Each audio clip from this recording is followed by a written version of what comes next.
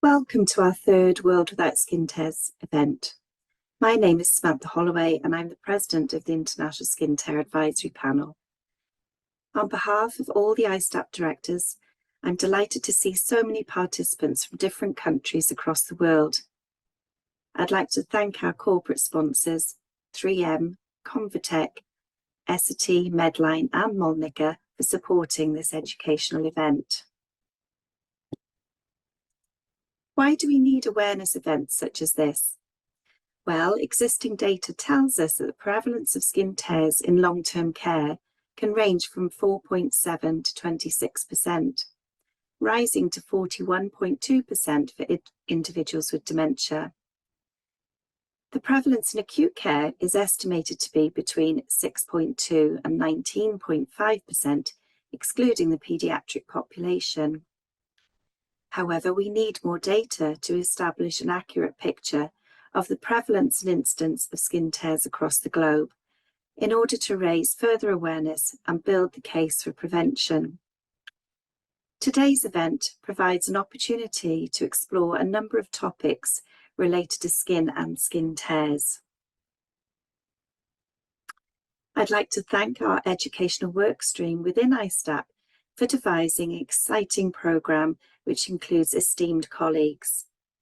The programme also has been designed to have relevance for all healthcare settings, and it allows us to showcase the work of our ISTAP regional directors.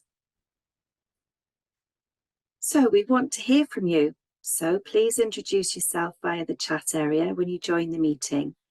You can also post questions for the speakers using the Q&A area. We have allocated time to answer as many questions as we can once all the presentations have finished. The webinar is being recorded, so you'll have an opportunity to view the whole event via a link on our website, skintears.org. We'd also love to hear your feedback, so please look out for the post-webinar survey. Once you've completed the survey, you'll receive a certificate of participation. We hope that you feel inspired to become a member of ISTAP.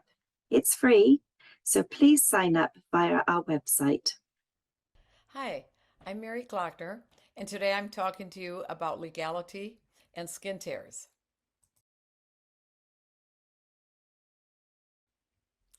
I have no conflict of interest, as I have no financial relationship with any commercial interest. After today's lecture, you will be able to 1. List the 4 elements that must be proven in a case of malpractice. 2. List 3 resources from the ISTAP website that assure your interventions meet with the standard of care. And 3. Discuss 2 techniques to avoid a lawsuit. As healthcare professionals, we concentrate on caring for our patients and doing things right. Today we are specifically discussing caring for patients with skin tears. Did you know that you can be sued after caring for a patient with a skin tear?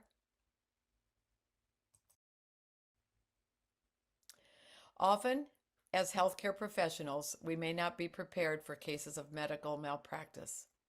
Medical malpractice may be handled differently in other countries. In some countries, damages have caps, or cases are determined by a judge instead of a jury.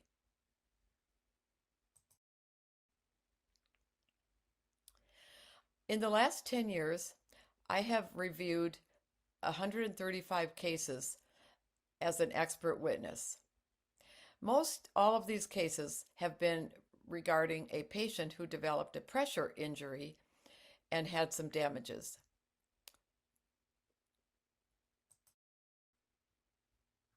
What is an expert witness? An expert witness, particularly in common law countries such as the UK, Australia, and the United States, is a person whose opinion, by virtue of our education, training, certification, and experience, is accepted by the judge as an expert.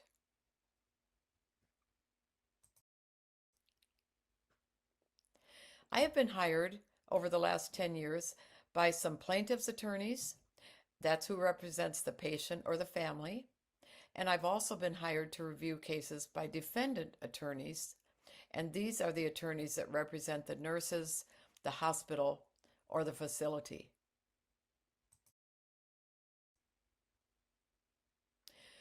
Another job that we do as an expert witness is if this case goes all the way to trial, then we help explain the case to the jury. How did this patient develop a pressure injury? How did this lady develop a complex infected skin tear?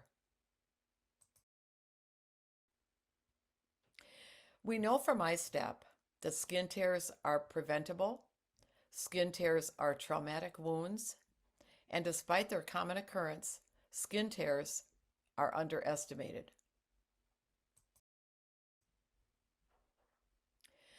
The four elements that must be proven in any case of malpractice are: 1, the duty or standard of care; 2, was there a breach of this duty; 3, what was the cause of the skin tear; and 4, what is the extent of the damage?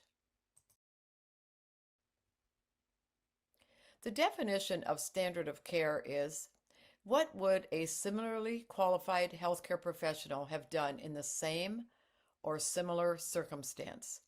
In other words, what is appropriate?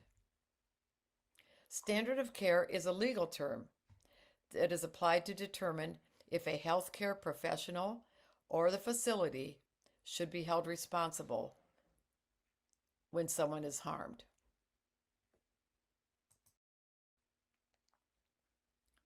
Two, the breach of duty.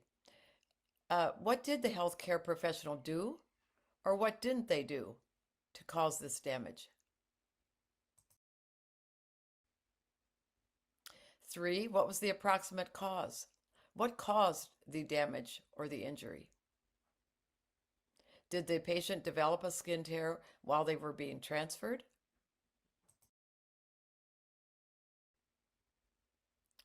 And 4, what are the damages?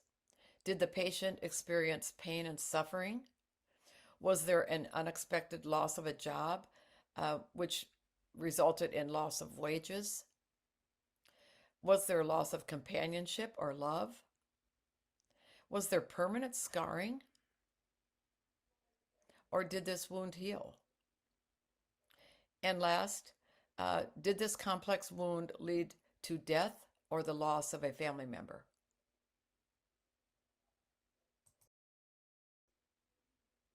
One of the books that I use in my expert reviews is called Scope and Standards of Practice. This was put out by the WOCN Society in the United States and published in 2018. If you want to order one of these books, you can go on WOCN.org and you can order this in the bookstore. One of the skin tear cases that I'm going to be discussing today, one of the problems was that the nurse did not call the physician after the patient developed a skin tear. One of the standards listed in this book is that the nurse maintains a constant communication with the provider and the interprofessional team. So when that call was not made to the doctor, it was determined that this nurse did not follow the standard of care.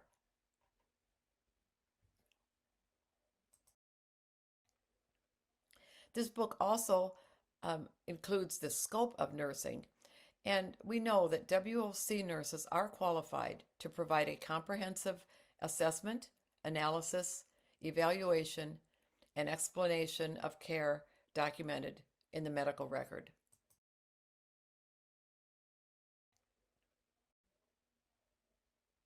One of the things I've learned from reviewing these medical malpractice lawsuits is that documentation is crucial. Everything must be documented in the medical record. Every phone call, every conversation you have with a family member or the patient themselves.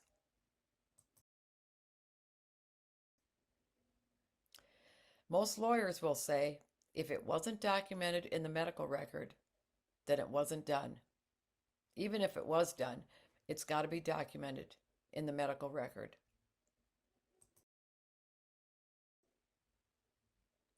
So I'm going to explain a little bit about these two cases that I reviewed regarding skin tears.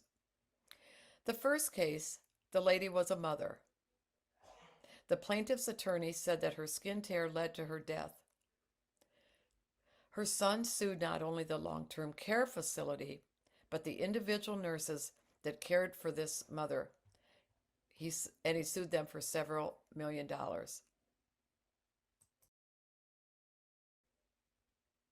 When I am reviewing any case, I ask, what clinical data do I see in the medical record?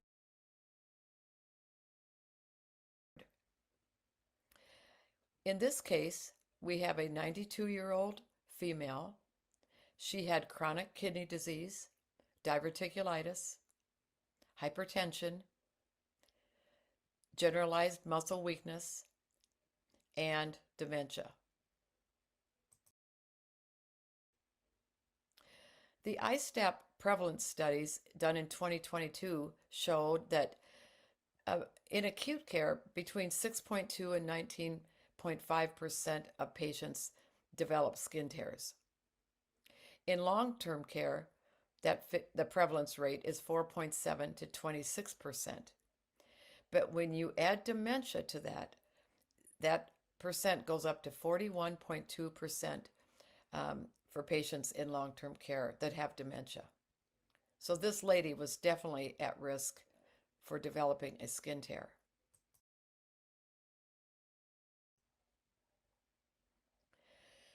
The mother was admitted to a skilled nursing facility on June 30th, 2021. 2 months later, on 9/7 of 21, the nurse documented resident obtained a skin tear to her left outer leg while being transferred back to bed. Over the next 5 days, it was documented in the chart that the patient complained of pain, redness, and edema.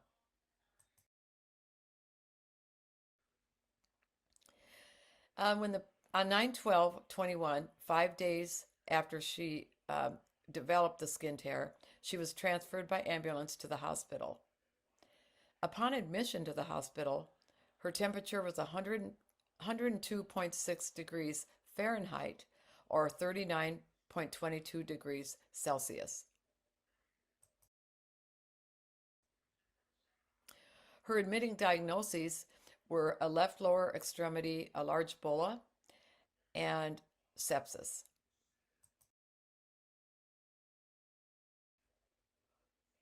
We know that skin tears can turn into bulla. Bulla are large blisters on the skin filled with clear liquid.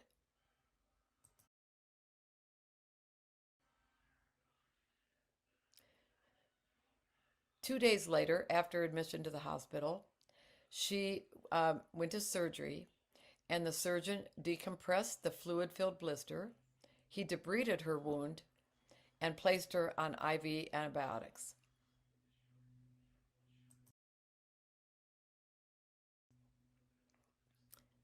Last year at this event, A World Without Skin Tears, in 2023, Dr. Kim LeBlanc and Dr. Karen Usi presented on preventing infection in skin tears.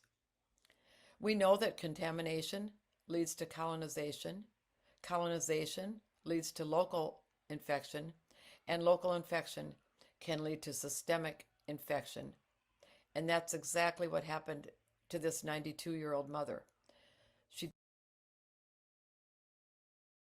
developed sepsis, and on 9/22, 10 days after admission to the hospital, this mother died.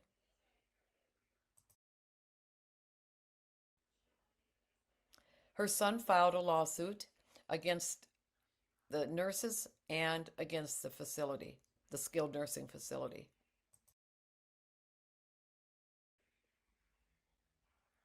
So this medical record came to me, and the attorney hired me to be the expert witness.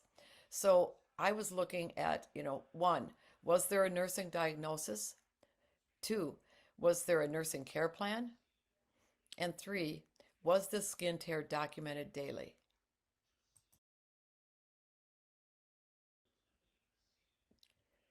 The, the documentation was very poor. The physician was not called. There was no wound consult placed.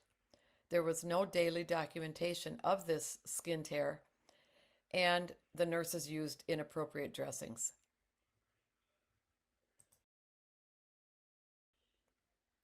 We know that on skin tears, we should not be using adhesive or dry dressings, and that's exactly what the nurses did at this skilled nursing facility.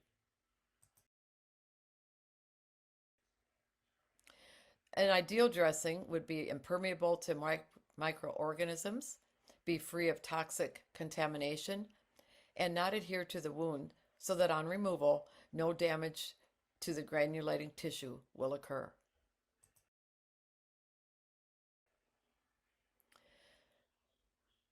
Our evidence-based literature tells us that for skin tears, we need to use non-adherent dressings, something like silicone foam dressings or tubular net bandage.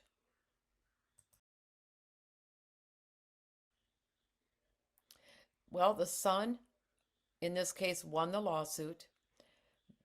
The nurses and the skilled nursing facility were found negligent.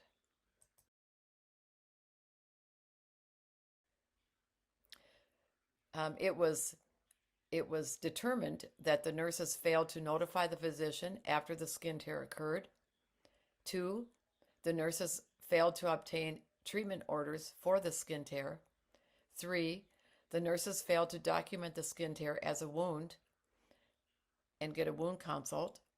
And four, the nurses failed to monitor this resident for signs and symptoms of infection.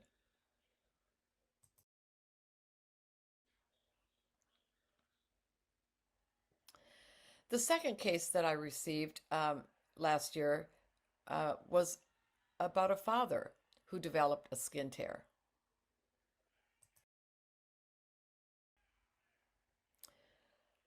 So what clinical data did I see in the medical record? This was an 85-year-old male. He was diabetic. He was on blood thinner medication. He had generalized muscle weakness and dysphagia, or swallowing problems. He was admitted to a skilled nursing facility in September of 2022.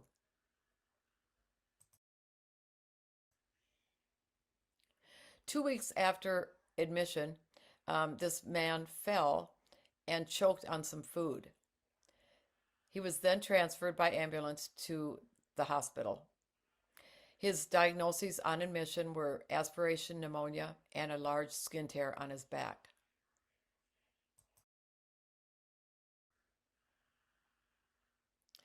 This was the photo taken of his skin tear on admission to the hospital.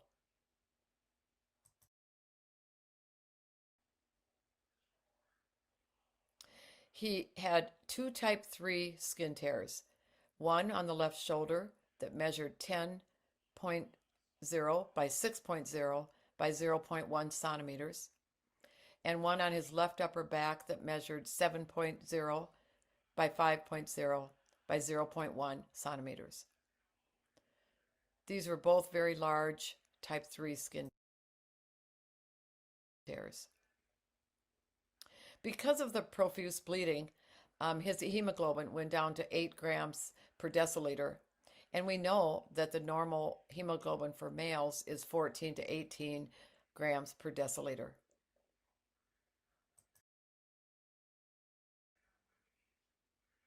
Both skin tears became complex wounds, and as a result of profuse bleeding, this patient required a blood transfusion.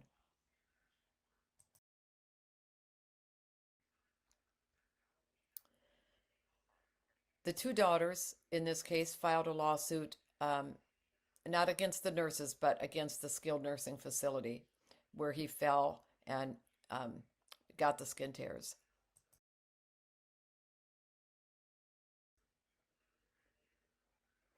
So this lawsuit is still in litigation, but we must ask the questions, was there damage to this patient? Was there cause for this damage? And if you were on the jury, how would you vote?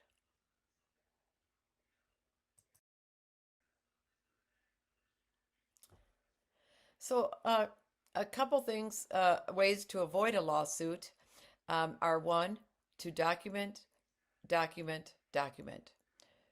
Everything done, every treatment done, every phone call made needs to be documented in the patient's chart. And two, we need to be using evidence-based guidelines and resources for our treatments of patients with skin tears.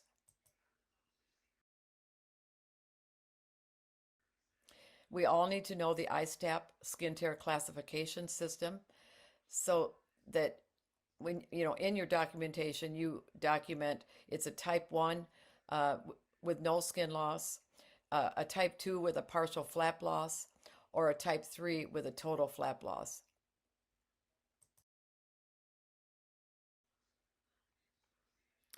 The ISTAP skin tear toolkit is on the website, and this includes components that would serve as a basis for education and implementation for both skin tear prevention and treatment programs. The toolkit contains things like the classification system, the risk assessment pathway, the ISTAP risk reduction program, and the skin tear decision algorithm.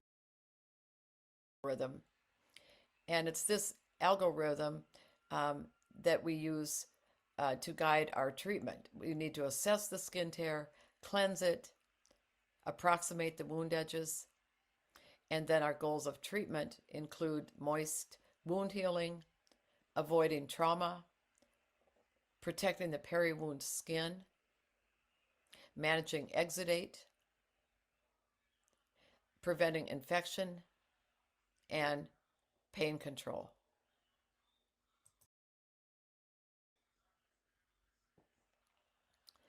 To manage and treat skin tears, as nurses, we must understand who's at risk for developing skin tears, how to prevent these wounds from occurring, how to manage skin tears should they occur, and yes, we need to be documenting them as wounds. Some of the resources that are on the ISTAP website are the article published in 2018 on prevention and management of skin tears in aged skin, the article published in 2020 on holistic strategies to promote and maintain skin integrity, and the article published in 2021 on prevention and management of peri-wound skin complications.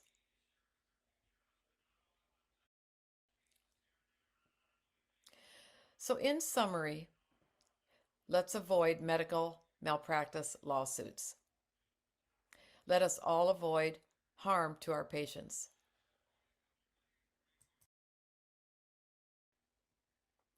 Florence Nightingale, who is our hero and the mother of modern professional nursing, published the book called Notes on Nursing, which was published in December of 1859. And in this book, I think it's fitting for me to end my lecture with one of her most poignant quotes. Florence Nightingale said, "It may seem a strange principle, but the first requirement in a hospital is that it should do no harm."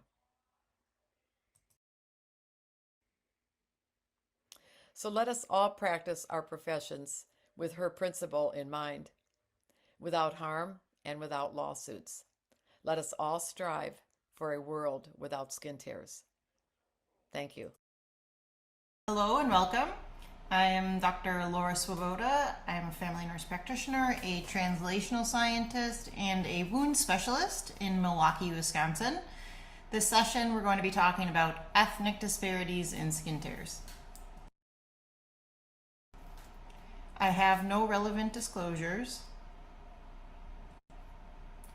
Our objectives today are going to be to discuss terms related to disparities in skin tears, review factors that predispose vulnerable populations to skin tears, describe the connection between skin tear risk factors and ethnicity or racial health disparities, and recommendations to improve care. So we're going to start by discussing some definitions of terms so that we're all on the same page here, beginning with the definition of ethnicity or ethnic. So this means belonging to a population group or a subgroup that are made up of people that share a common cultural background or descent. So it can really be quite variable what the definition would be of ethnicity.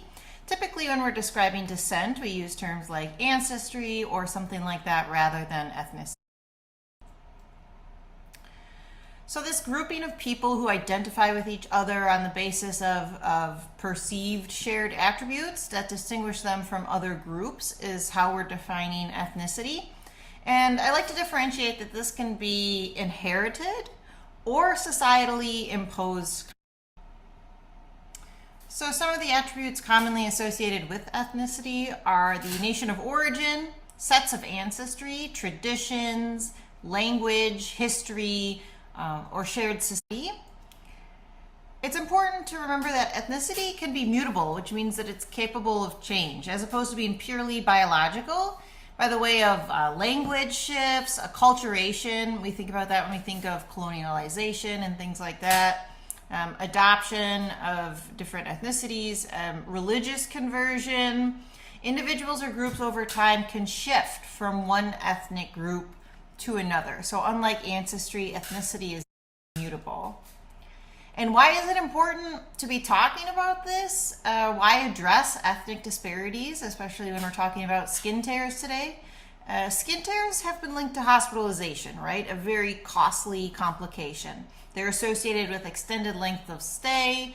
They have additional increased healthcare expenses, provider and nursing care, medications, and all the adverse effects that can be associated with the medications we might be giving people, the supplies to dress these skin tears, and any advanced therapies that they might need.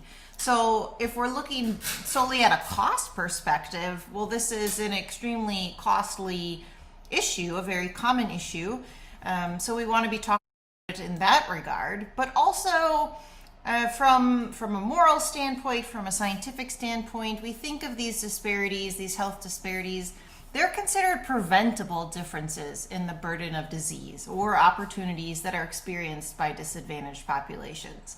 So in that they're preventable, we have kind of a moral calling to be doing something to address them, to further research, what we can do to prevent them, to try and mitigate any of the reasons that these disparate interventions or outcomes are happening. There are a lot of sources of disparities in general, but especially when we're talking about healthcare, they can be from social causes, environmental reasons, and that can mean the specific, chemical environment, all the way to our access to care and how our road structure is set up, our access to healthcare facilities, that type of a thing. We can have a physiologic source of disparity. So when we get into, like epigenetics and the biological basis for historical trauma and things like that. And then institutional sources. So how can our institutional and our systems level provision of healthcare potentiate these disparities, and what can we do to prevent that from happening, right?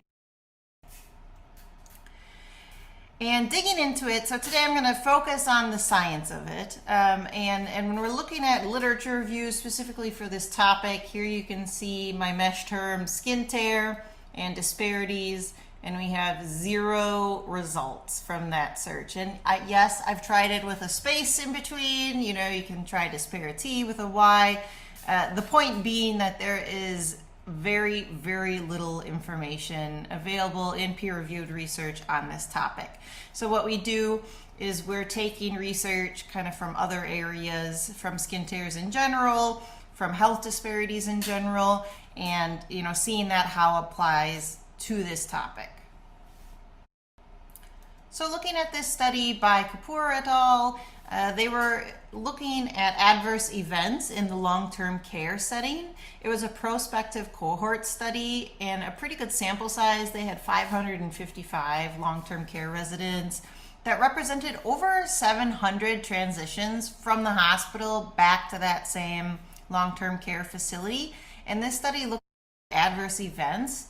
What they found were over 197 events, 52% of adverse events, and those were related to resident care. So that includes things like pressure ulcers, skin tears, and then falls with injury. So when we think about falls with injury, a lot of times we think about skin tears as well, because that is one of the injuries that can occur from that. An important note here, I think, is that these types of adverse events are more likely to be preventable than other types of adverse events. So when they're comparing it to things like medication interactions or medication errors, we're more likely to be able to prevent the pressure ulcers, the skin tears, that type of it.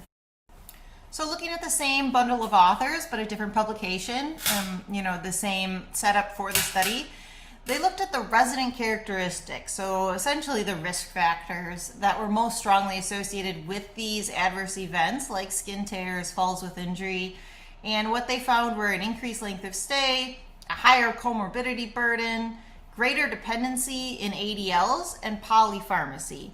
So not a lot of surprises there from those of us familiar with some skin tear research, knowing that these are essentially our skin tear risk factors, right? And when we look at our skin tear risk factors, we can see age-related skin changes, if you have a history of a skin tear, and then a lot of the issues that impact people that are hospitalized or in long-term care settings: dehydration, malnutrition, sensory changes, mobility impairments, pharmacological therapies, mechanical factors related to skin care practices, and then just being in a long-term care facility. So the prevalences of skin tears are so high in those areas. We have 20% prevalence, 18% incidence, all the way up to potentially 41% has been reported. And I like to look, when we're considering disparities, we're considering what we're able to modify, modifiable risk factors for skin tears. We have our xerosis, our falls, our handling during care. So these are all kind of direct healthcare delivery type of modifiable risk factors. But I challenge you to think about the bigger picture, about our healthcare systems, about our access to proper nutrition, that type of a thing, and say more than this is modifiable, that we can do better in how we're caring for people overall to help mitigate these. So now examining our skin across the lifespan and our healing potential, our risk of skin tears, we know that fetal healing up until a certain point is scarless, but then we have this increased risk of skin tears in newborns and preterm infants, so there's an increased risk at that age level. Unfortunately, as we age, our dermal turnover at 20 years is about 21 days, and then at 35, it's already doubled, which continues to lengthen over the course of our lifespan. And then throughout the aging process, it's impacted by problems such as stress, nutrition, medications, etc. So we're going to be talking about the stress response, how this contributes to disparate outcomes for wounds in general, and certainly our skin tear population. Specifically in the elderly, when they look at factors that increase the risk of skin tears, we have skin changes associated with aging, so different water content distribution, the changes in the thickness of our skin layers, that type of a thing, our REAP pegs, those types of changes associated with aging. We're more likely to have a dependence on others for care as we age, more likely to have the presence of edema, a higher concurrent risk of pressure injury development, more likely to have cognitive impairment, and aggressive behavior. So skin tears are acute wounds, but patient factors can make them complex wounds prior to those exaggerating healing timelines. And this is how I conceptualize the healing process and our risk for wounds and delayed healing outcomes, wound complications throughout our lifespan. So when we look at aging and wounds, it's not that aging specifically is impacting wound care. It's just that as we age, we tend to accumulate comorbid disease states, psychosocial, social determinants of health issues, pharmaceuticals, so polypharmacy and the types of pharmaceuticals that we're taking as we age can be more impactful on our skin and healing. And then we also have our biophysical changes associated with aging. So we're accumulating these chronic diseases and pharmaceuticals that will impact our healing process. What we see is an increase in the conditions associated with the development of wounds as well as delayed wound healing. When we consider what skin tears are going to become complex wounds instead of resolving over the expected 2 to 3 week time period, we know that if we can deliver appropriate and preventative measures and treatment, that can prevent these skin tears from transitioning to complex wounds in a number of cases. There's always going to be outliers, but this is something where we're considering the delivery of care, access to health care. Knowing that this is a scientifically based statement can help us know that we can optimize our care delivery and make meaningful differences for our patients. So looking at access and the delivery of care disparities some more, we know that our environments can prohibit or promote access to specialized healthcare services. Some of the barriers that we see to accessing healthcare services include the high cost of care, and that goes hand in hand with inadequate insurance coverage. So if you live in a country like the US without universal health care, or if your universal health care is quite basic and you still require supplemental insurance, you may have inadequate insurance coverage and continue to delay or not seek health care, and then result in complications down the road from such. People that are underinsured in the US delay health care at a rate of 2 or 3 times more than people that are adequately insured. And that's just looking at people that have insurance, not people that are uninsured. There could also be the unavailability of services in a community. And we see this with wound care. We see this with almost every specialty, right? There's a shortage of all specialties in healthcare, in nursing, everybody. So dermatology, vascular services, wound services may not be available in that community. There also may be a lack of culturally competent care. So this, I think, brings to mind the distrust that can happen in government or healthcare systems because of some bad behavior in the past. So knowing, some of these ethnic and racial minority groups may be suspicious of seeking healthcare because they've been treated poorly in the past. So being as informed as you can be and trying your best to deliver culturally competent care, using the terms that those communities would like you to use to define them, can make a big difference in your patients feeling comfortable coming to see you, and then when they have issues, knowing that they will seek care. Transportation, I'm seeing as a huge issue in delivery of care disparities. So people may want to seek care, they may have insurance to seek care, but they don't have coverage for transportation to get where they need to be. And if they don't have family that's supportive, or their family is working, that type of a thing, or they don't live in the area, transportation to seek appropriate healthcare services is a big challenge and a source of disparate delivery of healthcare. In that continuation of the disparate care delivery and access issues, looking at Black and Hispanic populations, we know that in the US, they have reduced access to outpatient dermatologic and wound care. One study found that 75% of counties with majority Black and Hispanic populations have 0 dermatologists. So the question is, are you even able to travel outside of that county to seek care when you have these issues? And if not, where are you receiving your health care?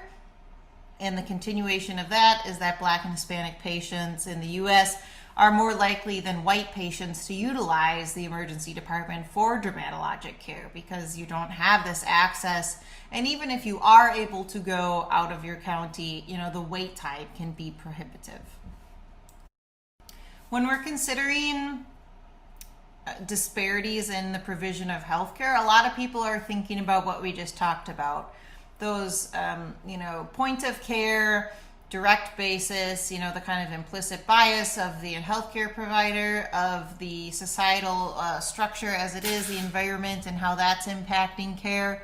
But it goes much, much deeper than that in terms of the source of disparate health outcomes. And I want you to consider, when we're thinking about the ethnic disparities in skin tear, the racial and ethnic disparities in chronic diseases. Now we know that chronic diseases are going to impact our skin tear risk factors, right? Our autoimmune diseases and needing to use steroids for control, that type of a thing. Racial and ethnic minorities are 1.5 to 2 times more likely than whites to have most of the major chronic diseases. And chronic disease is more common in the poor. It's usually mediated by race and ethnicity, but not necessarily. So we're looking at the socioeconomic position. That's the term that researchers use when they're describing this. So a lower socioeconomic position is highly associated with chronic disease prevalence.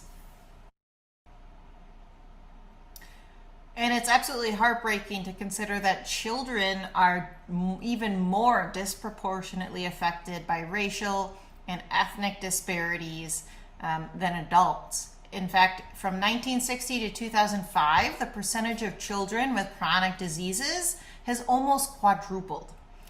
Racial and ethnic minority youth have a higher likelihood of most of the major chronic diseases. So we're looking at asthma, diabetes, obesity, hypertension, dental disease, cancer, sickle cell anemia, even cystic fibrosis. When we look at this accumulation of chronic diseases, its impact on our long-term health, the disproportionate effect that it has on racial and ethnic minorities, on disadvantaged, vulnerable populations, I highly recommend looking into this book by Arlene Geronimus, which is a public health researcher in the US. She's termed this impact on our biological systems, on our health outcomes, weathering. So that's just the extraordinary stress of living in an unjust world. And it provides a very good science-based summary of the effects that social injustice can have on long-term health outcomes, considering race, ethnicity, that type of a thing. So one of the things that she talks about, I think, that can really change how you conceptualize the source of disparities is that it can be incredibly stressful living in an unsupportive environment, and that stress translates into your health outcomes. So for example, in the US, socially mobile Hispanic immigrants actually have worse health outcomes than those that aren't. So we tend to think of poor health outcomes as being associated with low socioeconomic status, and that if you can have social mobility, economic mobility, make more money, you'll have better health outcomes. However, for that population, when you have a supportive community environment as opposed to living in a place where you're on edge, you may not have the same kind of trust in your neighbors, that type of a thing, you actually have worse health outcomes than if you weren't socially mobile. Another example are Black Americans that receive fewer health benefits at higher levels of socioeconomic status relative to whites. So when we look at, again, social mobility, socioeconomic status, if you're from a lower socioeconomic status, you then rise, you're socially mobile, you have a higher paying position, you gain access to health insurance, that type of a thing, or better health insurance. In white people, that's associated with a greater effect, a greater positive effect on their health outcomes, but we don't see that same thing happening in Black Americans. And part of that is due to our chronic exposure to stress. So living in a socially unjust environment, not just with racism, classism, that type of a thing, the stress of feeling unsafe.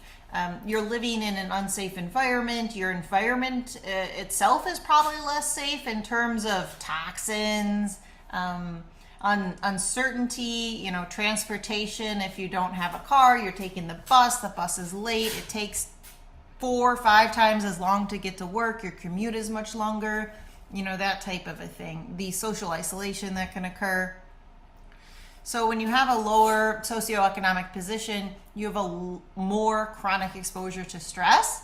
It causes neurohormonal responses in our body. The stress response releases steroids, right? Cortisol. And we know that this is going to affect our skin over time.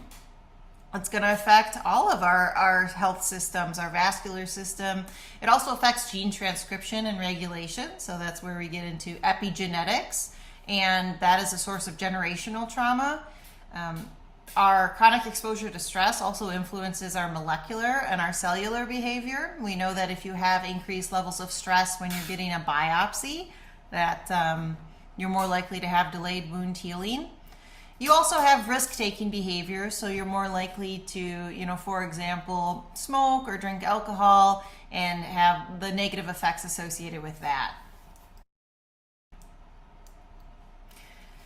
And examining chronic disease and its effect on skin tears. So just as a case example, we have this 90-year-old female from an assisted living facility. These were from the door there, but you can see the accumulation of chronic diseases and how that's affected their skin status. Raynaud's, Sjogren's syndrome, adrenal insufficiency, and because of that, chronic steroid use and its impact on this tissue. And you can see this is a really good example of that paper-thin skin from chronic steroid use, autoimmune hepatitis, all of those chronic diseases, and how they've impacted the skin and the risk factors, and how if you're from an ethnic minority group, and you're exposed to, disparate, unjust treatment, that this is going to lead to the accumulation of chronic diseases and thus increase your risk.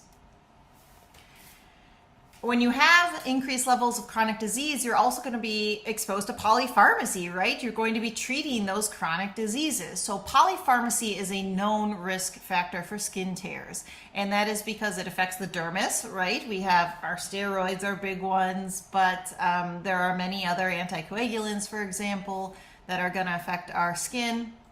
There's also the risk of adverse drug reactions. So we get dizziness, that type of a thing, and we're getting falls, we're getting stumbles into the door at our assisted living facility. I feel like the car door is, the most common thing. We have drug-drug interactions. So polypharmacy is huge in terms of skin factor risk. And if we have a disparate occurrence of chronic diseases, we have a disparate occurrence of polypharmacy, and thus these racial and ethnic minorities are more likely to get skin tears. This is actually associated with the elderly, but we see it across other populations as well.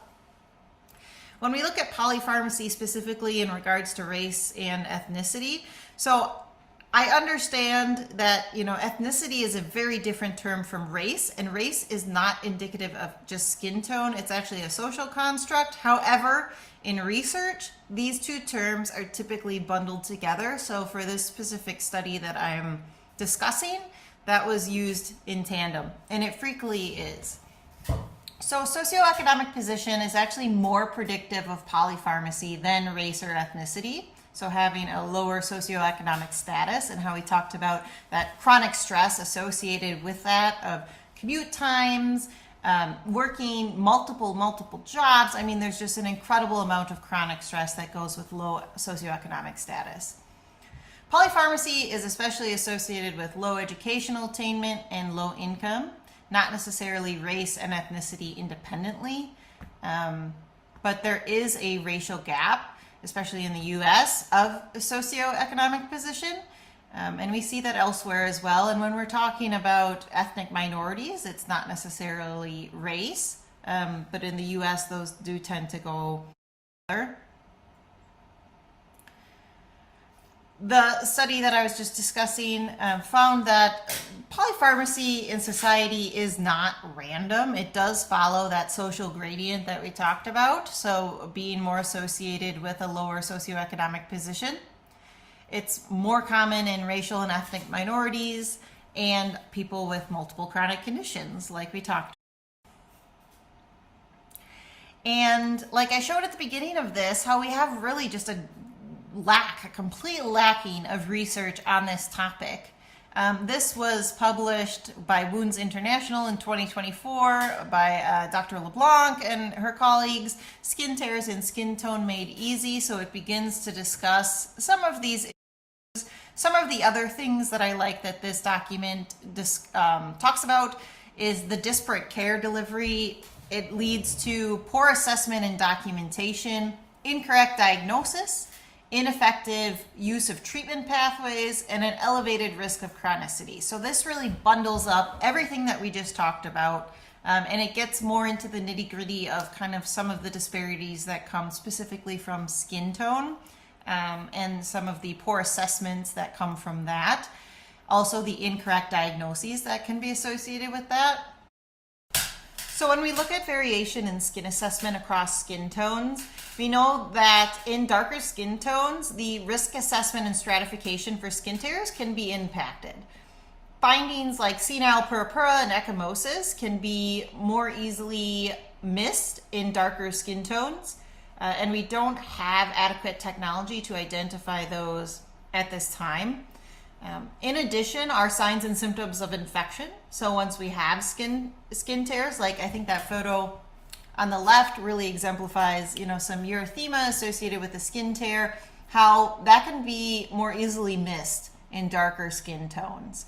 And there's beginning to be more and more evidence on using technology that would be more sensitive than just our clinical signs and symptoms alone, such as fluorescence imaging, to identify that erythema of an infectious source, but certainly other types of technology are emerging to hopefully try and mitigate some of this bias, in addition to educational, nursing schools, medical schools, physical therapy, delivering better education on skin lesions across skin tones. Some of the recommendations, so we don't have good research yet, so it's hard to make evidence-based recommendations, right? But we know that we need to go above visual cues for changes in our skin. We need tactile cues. We need to use our ears. We need to actually listen to the patient, ask them, have you had a skin tear before? That type of a thing. Be aware of variation in visual cues. So instead of looking just for that erythema, that redness, it can present as purple, blue, gray discolorations in various skin tones. So having that good education to know that things may be presenting differently. I also like the use of guidelines. So standardization helps to mitigate some of that implicit bias, some of our care delivery biases. We don't make assumptions about patients.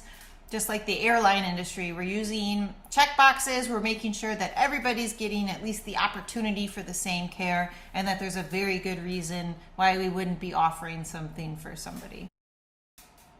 So in addition to those practical, point of care recommendations, I would add that we need to advocate for these vulnerable populations, ethnic minority groups, and that type of a thing in general, that they have better access to drivers of social mobility and safety, that they can live in a more just society that provides less long-term stress, that they can get good nutrition and prevent these systemic conditions that are ultimately contributing to their disparate healthcare outcomes in general, and thus their disparate amount of skin tears and skin tear complications that we see. So here are my references. Thank you very much for joining me. I'm looking forward to the Q&A coming up, and I hope that you enjoy the rest of your sessions. Thank you. Hello, my name is Dr. Jill Campbell. I'm a clinician and a researcher with a special interest in preventing healthcare-associated skin injury in older, vulnerable adults. But first, I'd like to thank ISTAP for the wonderful opportunity to present at this incredible education event. I share the vision for a world without skin tears, and more broadly, I share the hope that we can move towards skin safety for all of our older vulnerable patients receiving healthcare.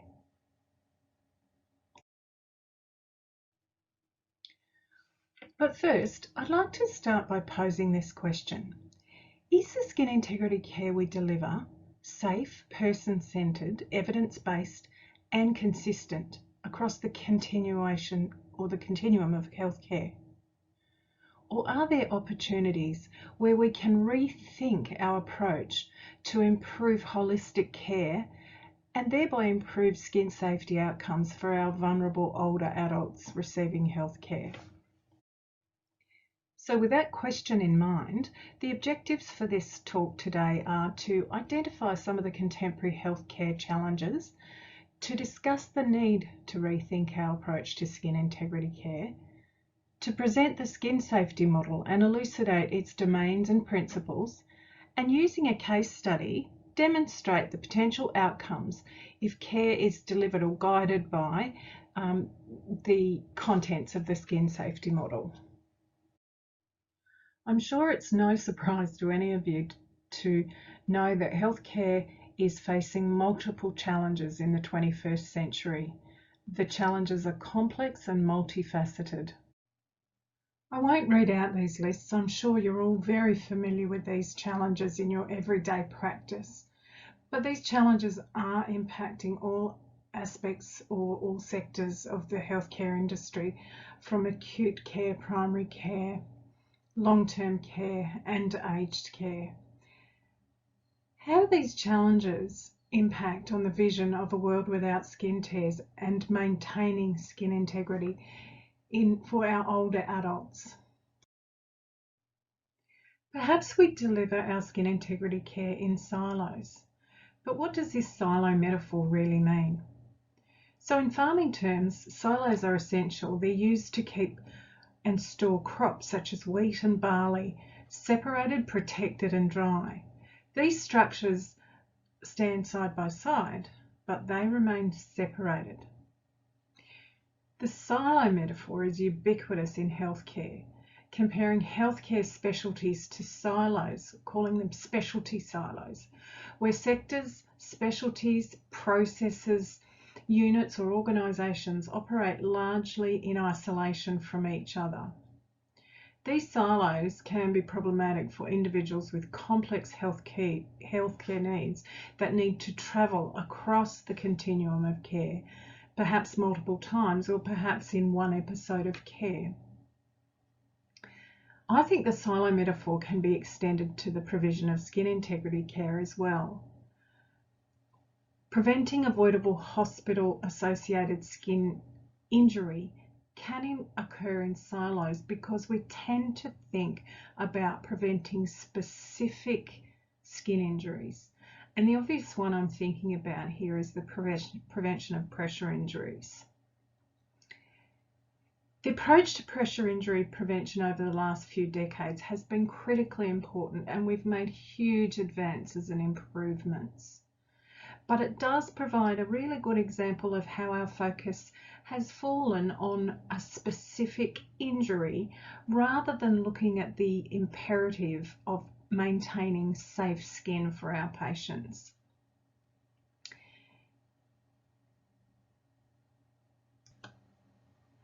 The majority of our older patients are quite vulnerable to a range of skin injuries, including pressure injury.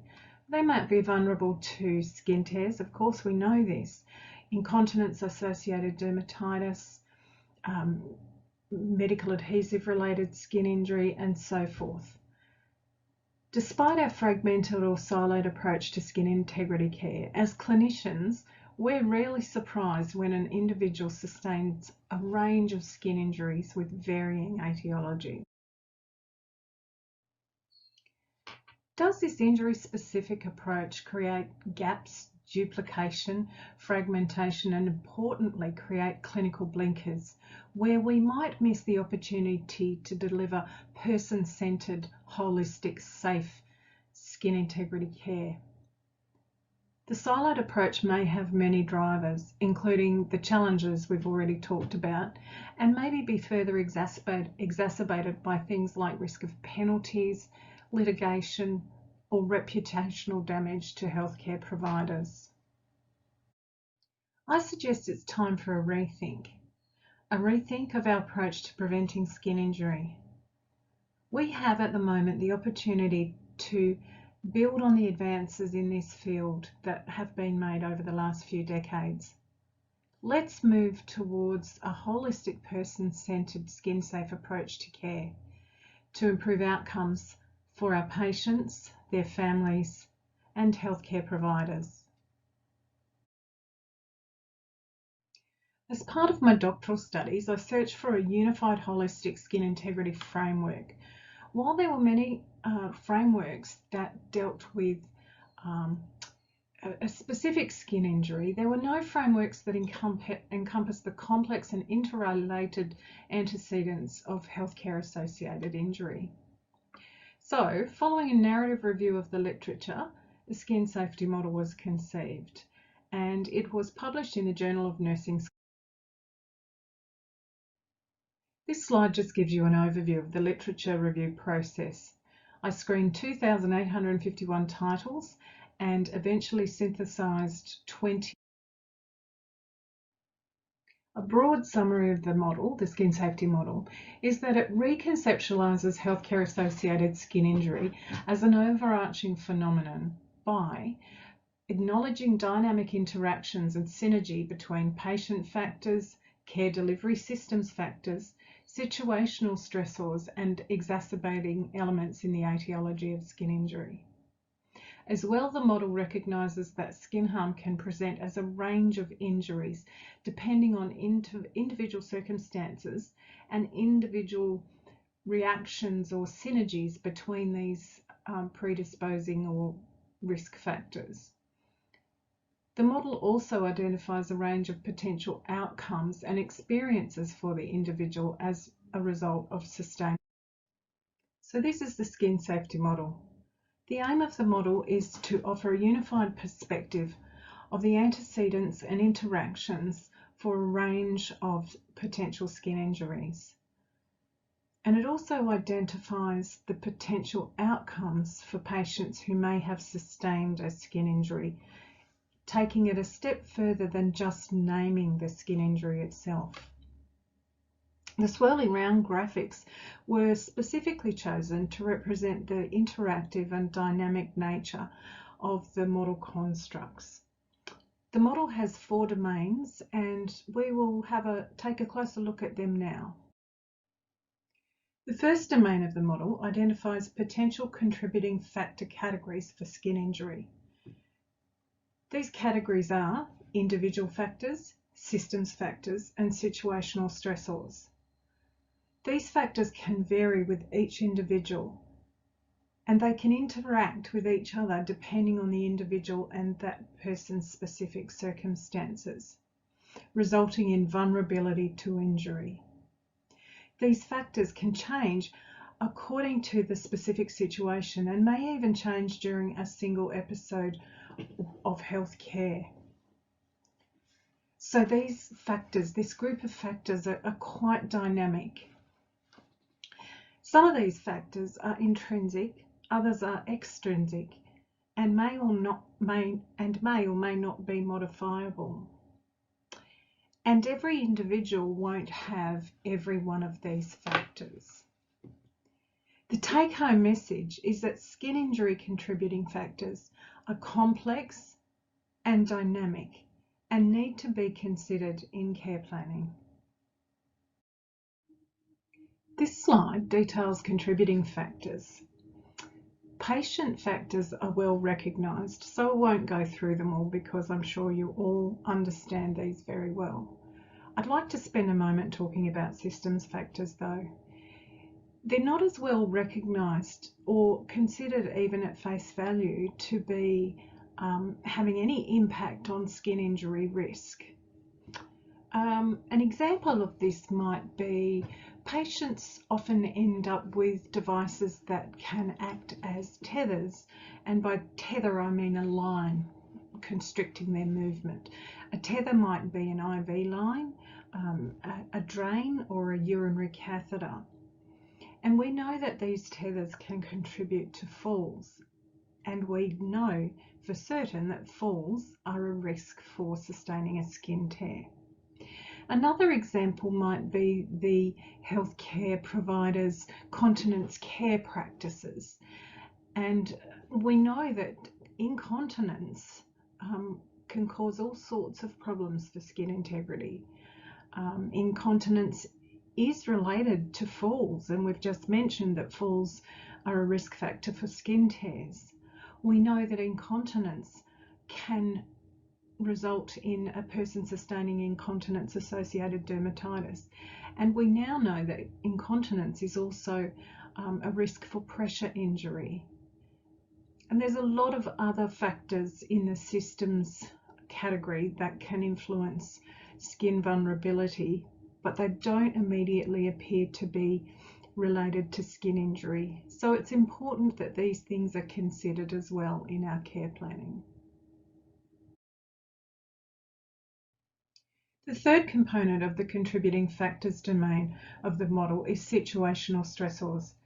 Situational stressors are acute events which can be overlaid or interact with the previous two categories we've just talked about, patient factors and systems factors. A situational stressor may be the trigger for a hospital admission or an engagement with a healthcare provider, or even admission to an aged care facility, for example. Older individuals may have more than one situational stressor, and they can change, deteriorate, or sometimes even improve. But often older adults have a reduced capacity to respond to these stressors. So it's important when care planning to consider the impact of all of these things: situational stressors, systems factors, and of course. The next domain of the model identifies exacerbating elements. And these are things that I'm sure that you're all very familiar with: pressure, shear, friction, moisture, skin irritants, medical adhesives. These are extrinsic factors and may or may not be modifiable in each individual situation. This next domain of the model identifies a range of skin injuries that can result from the unique and synergistic interactions between the previous domains of the model that we've talked about. The skin injury risk profile is different and specific for each individual. It's possible for an individual to sustain skin injuries from several different etiologies. Awareness of the potential for the possibility of different skin injuries moves us forward in the direction of our goal of delivering holistic and integrated person-centered skin integrity care. And I think it also helps us to take off our clinical blinkers, where we have been perhaps in the habit of looking to prevent one specific or two specific injuries like pressure injuries or IAD, and to move towards a more overarching and encompassing way of practice. The last category of the model is skin injury outcomes. We're all familiar with outcomes of skin injuries like pain, infection, decreased quality of life, and so forth. But I feel really strongly that we must consider these outcomes as critically important to the individual and their families, and also to the healthcare providers. These outcomes are the lived experience of a skin injury for an individual. And they can have devastating impacts for this person. Therefore, we need to stop just thinking about a skin injury as its label as a pressure injury, as IAD, or a skin tear. But along with that label, we need to consider what the outcomes are for that person and how those outcomes impact that person's life moving forward. This final section of the talk presents a clinical case study drawn from my own clinical practice, and it reflects the principles and domains presented in the skin safety. I'd like you to meet Eileen, not her real name or not her image. Eileen is an 87-year-old living in residential aged care. Her favourite activities in the world are gardening and spending time with her 3-year-old great-granddaughter. Eileen was recently discharged from hospital following an episode of urosepsis that was accompanied by an acute delirium. She has urinary incontinence and requires assistance to mobilise. Her multimorbidities include type 2 diabetes, angina, COPD or airways disease, depression, a history of falls, skin tears, and lower leg ulcers. These images represent the findings when we conducted a skin assessment on Eileen when she returned from hospital to the aged care facility. Eileen's not sure how the wounds happened, but she thinks that the wound indicated in the circle happened when a sticky dressing was removed and took the skin with it. She remains unsure about how she sustained the wounds, but the discharge report states that she had several falls in hospital. These wounds were not present when Eileen was sent to hospital, and she says that they are very, very painful. This slide represents Eileen's general health and functional status at the 3-week mark post-discharge from hospital. She continued to have significant pain from her wounds. They hadn't healed or even improved at all. She, as a result, became quite anxious. She stopped eating, she stopped going to the dining room and participating in any activities. She seemed to not be so steady on her feet, her mobility decline. She lost some weight, and we just saw an overall decline in her general well-being. All these factors seem to be stemming from the pain and in this non-healing wound. And we really we weren't making any progress. So we knew that we needed to do something quite dramatic for Eileen, and we chose to take a very much person-centered and holistic approach to her care planning. These factors have their genesis in the acute situation, that the urosepsis and the delirium that she experienced that required her to have a trip to hospital. How does her situation align with the constructs in the skin safety model that we've already talked about? So the antecedents of her vulnerability, skin vulnerability, align with the patient factors that we've identified: age, multimorbidity, impaired mobility, incontinence, and so forth. In terms of systems factors, it's likely that her fall and her resultant skin injury were sustained by care processes.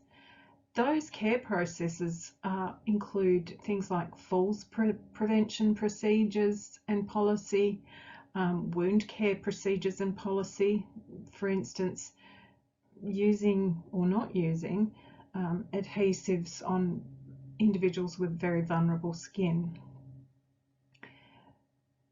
And the situational stressors were, of course, the overlaying of the urosepsis and the acute delirium.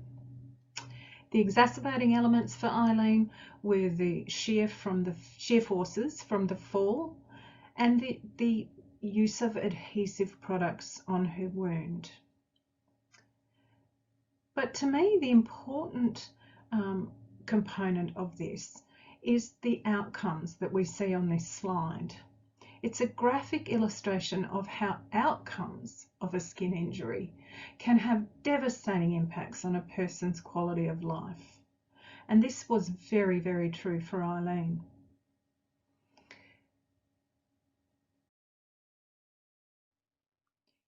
This slide represents the multiple and individualised elements in the care plan we developed for Eileen. We got together with her family, her GP and the staff, and identified all the factors that we've actually talked about in the previous slide. Collaboration and Eileen and her family's input was paramount to the success of this care plan. She had a chronic ongoing wound that was devastating her quality of life. So we decided that we would include the staff and provide education to the staff as well as herself and her family. We did things like negotiating with the family to have increased visits with her granddaughter. We developed with the physiotherapist and the diversional therapist a plan for her to just return to the dining room every second day. We didn't want to make her feel rushed.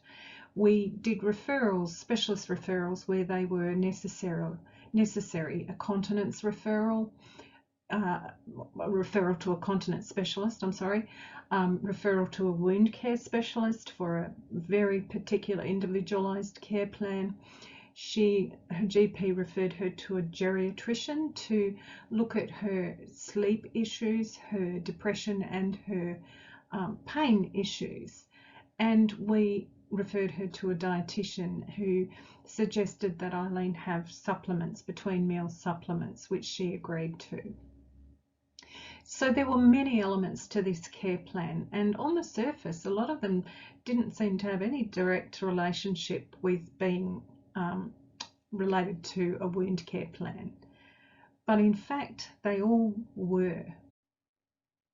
I just want to talk a little bit about how interventions that don't seem to be related to wound care actually are.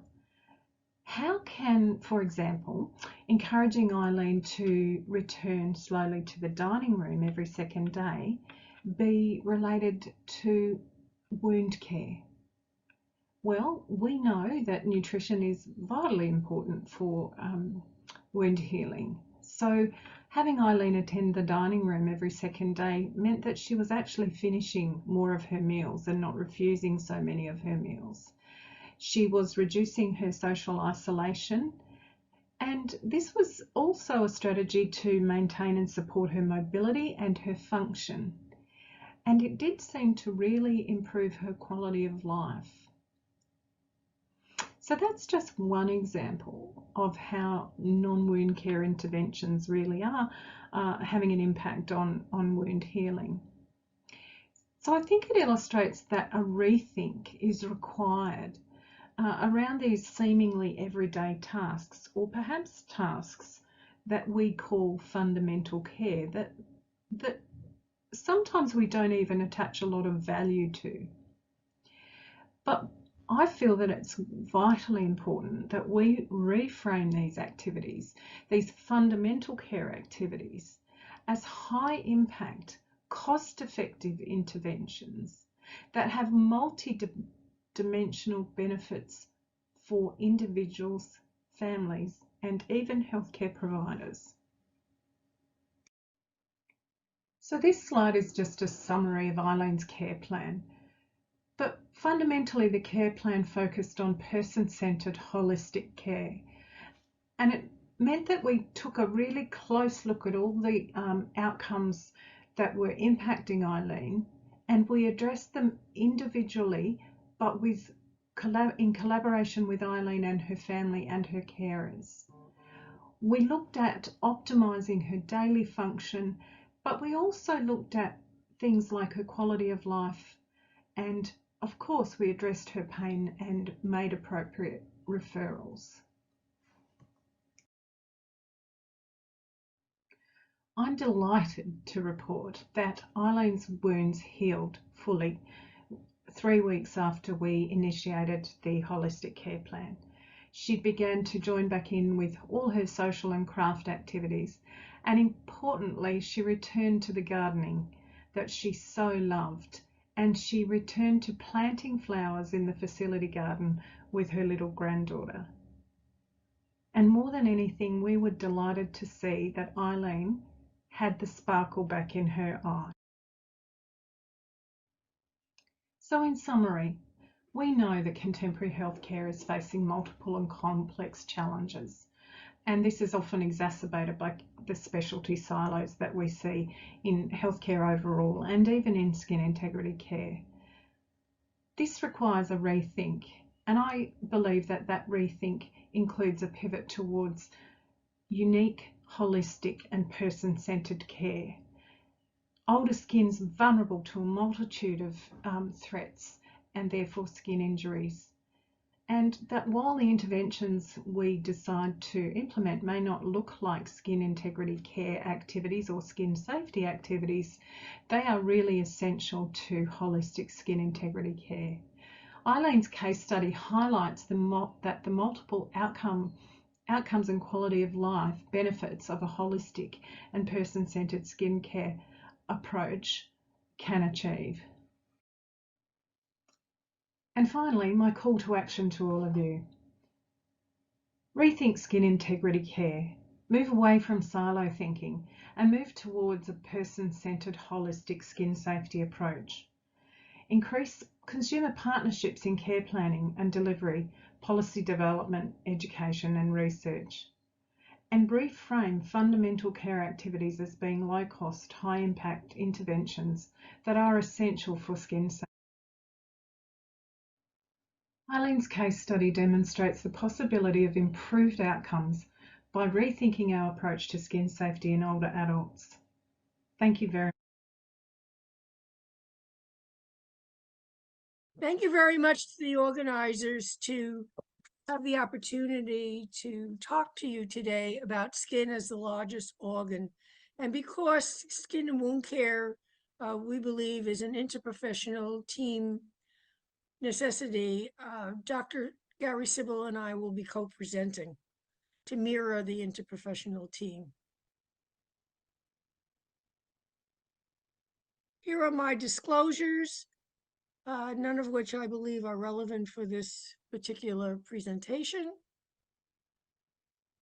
Okay, and my disclosures are really mostly government for Project ECHO, Skin and Wound, chymoseptine, compression dynamics, and Health Quality Ontario in the past.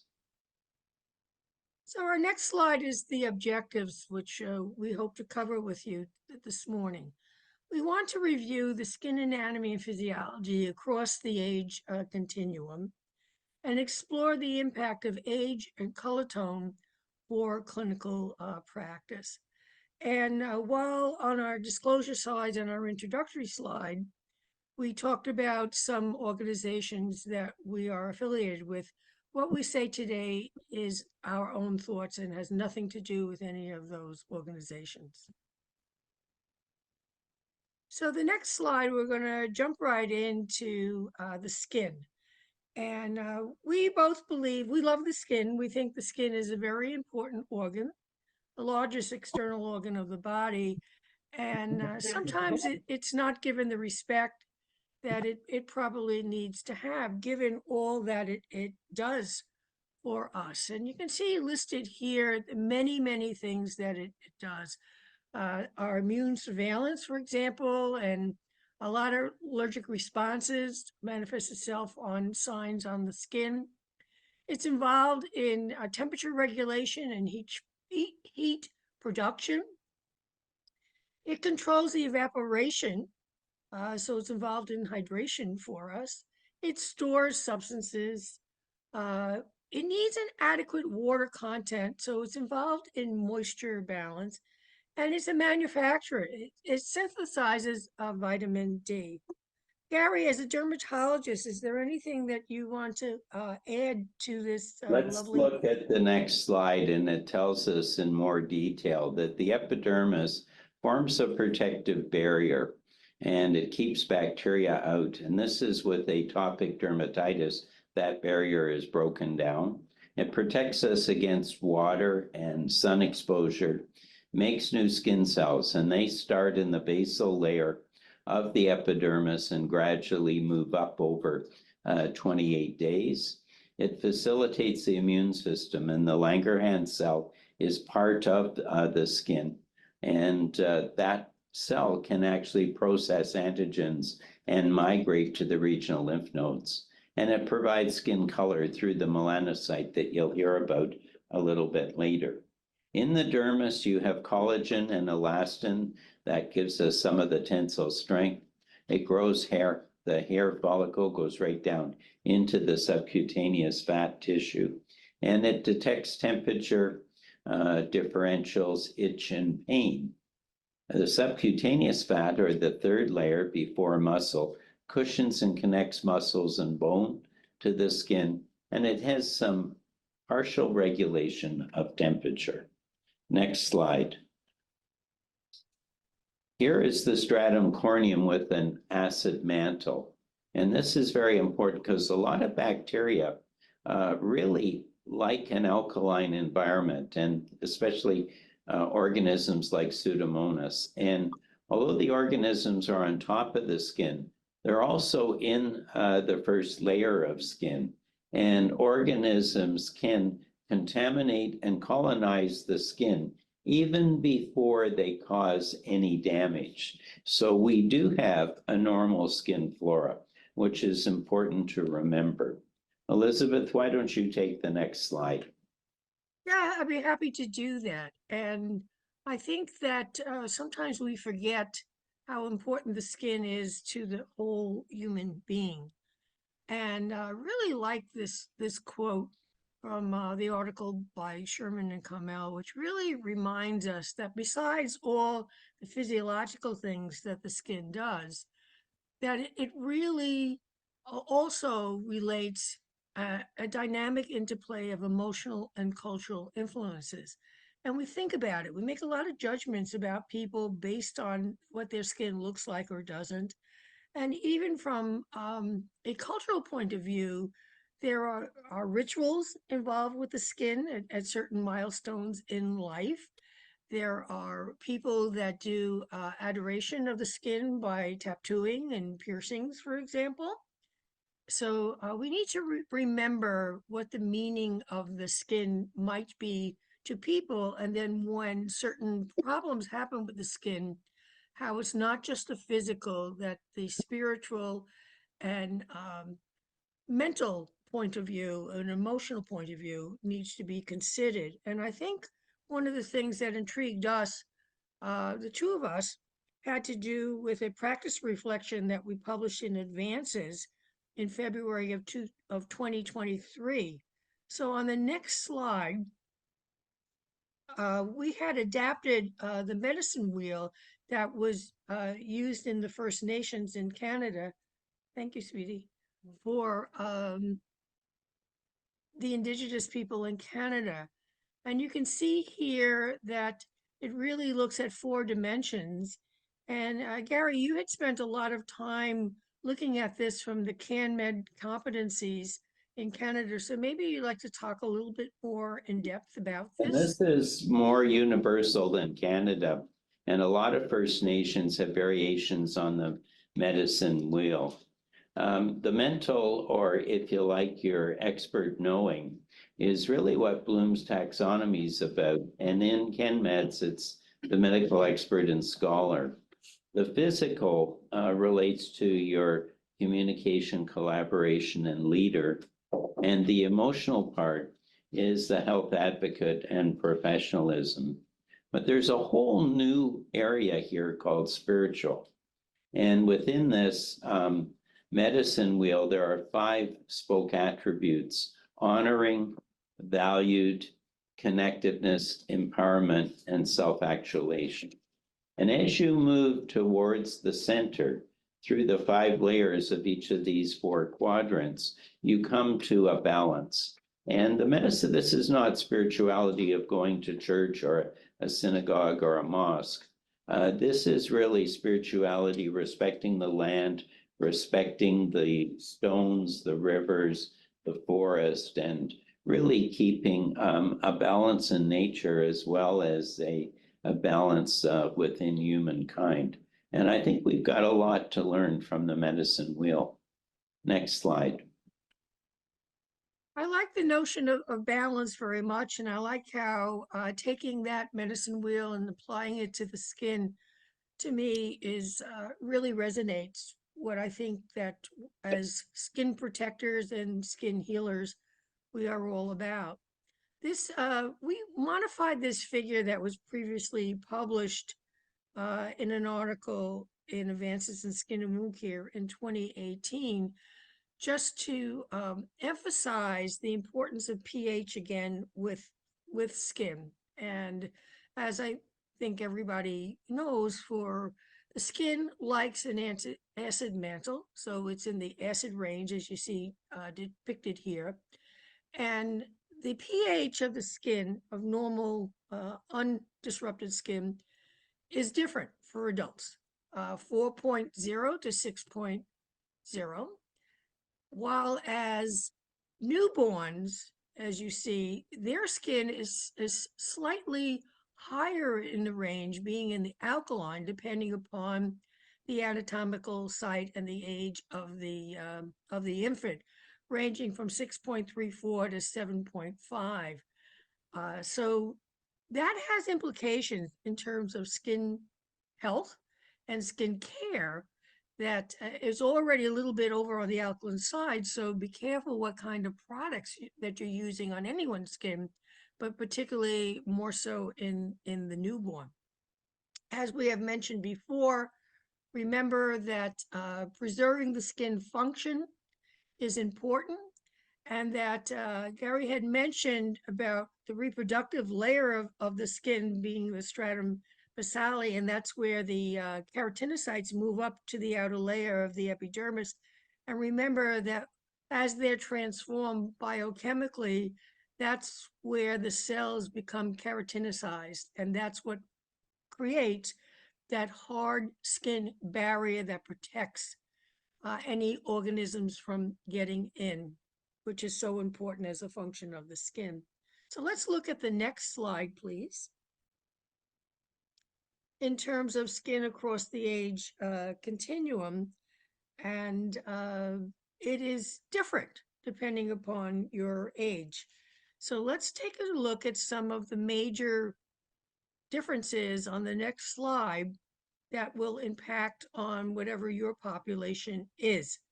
So the stratum corneum is almost absent at 24 weeks of gestation. So by the time in the development of the baby at 30 weeks, it's 2 to 3 layers.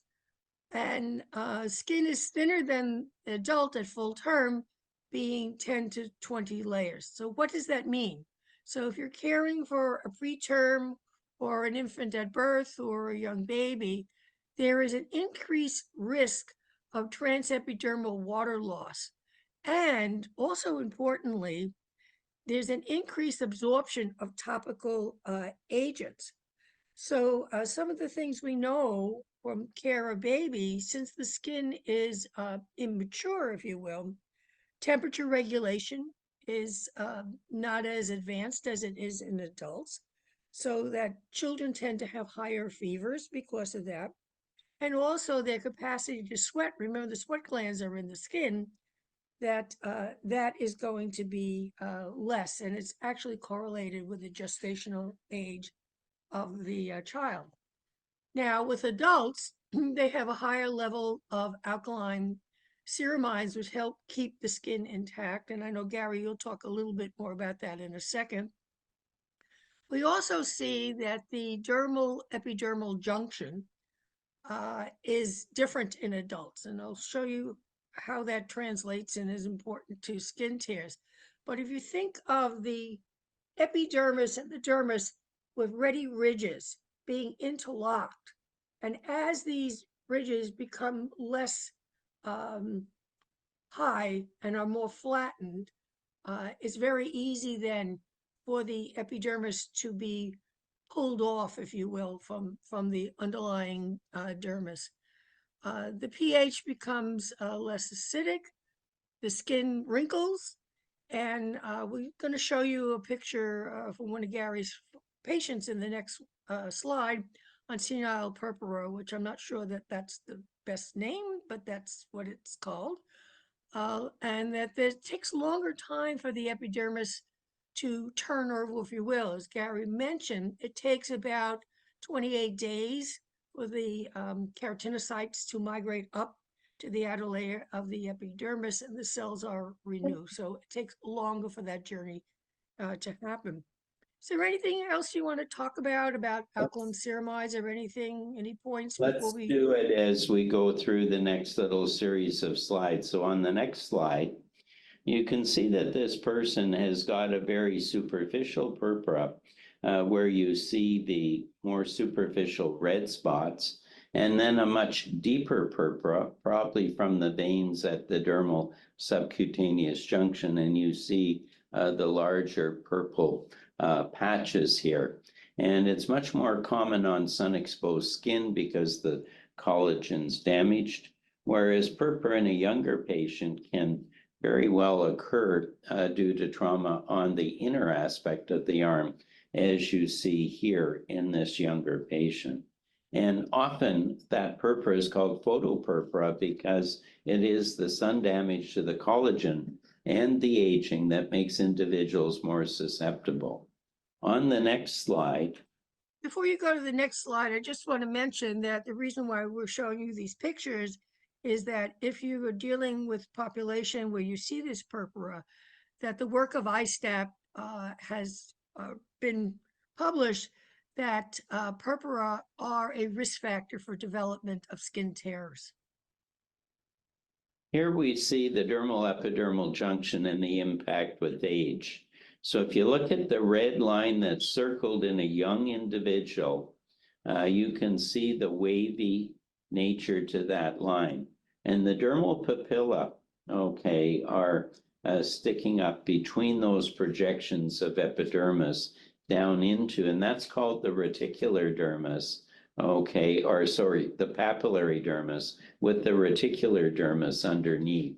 Whereas in the older individual, and they're much more susceptible to purpura and to skin tears, you'll see that we've lost those papilla.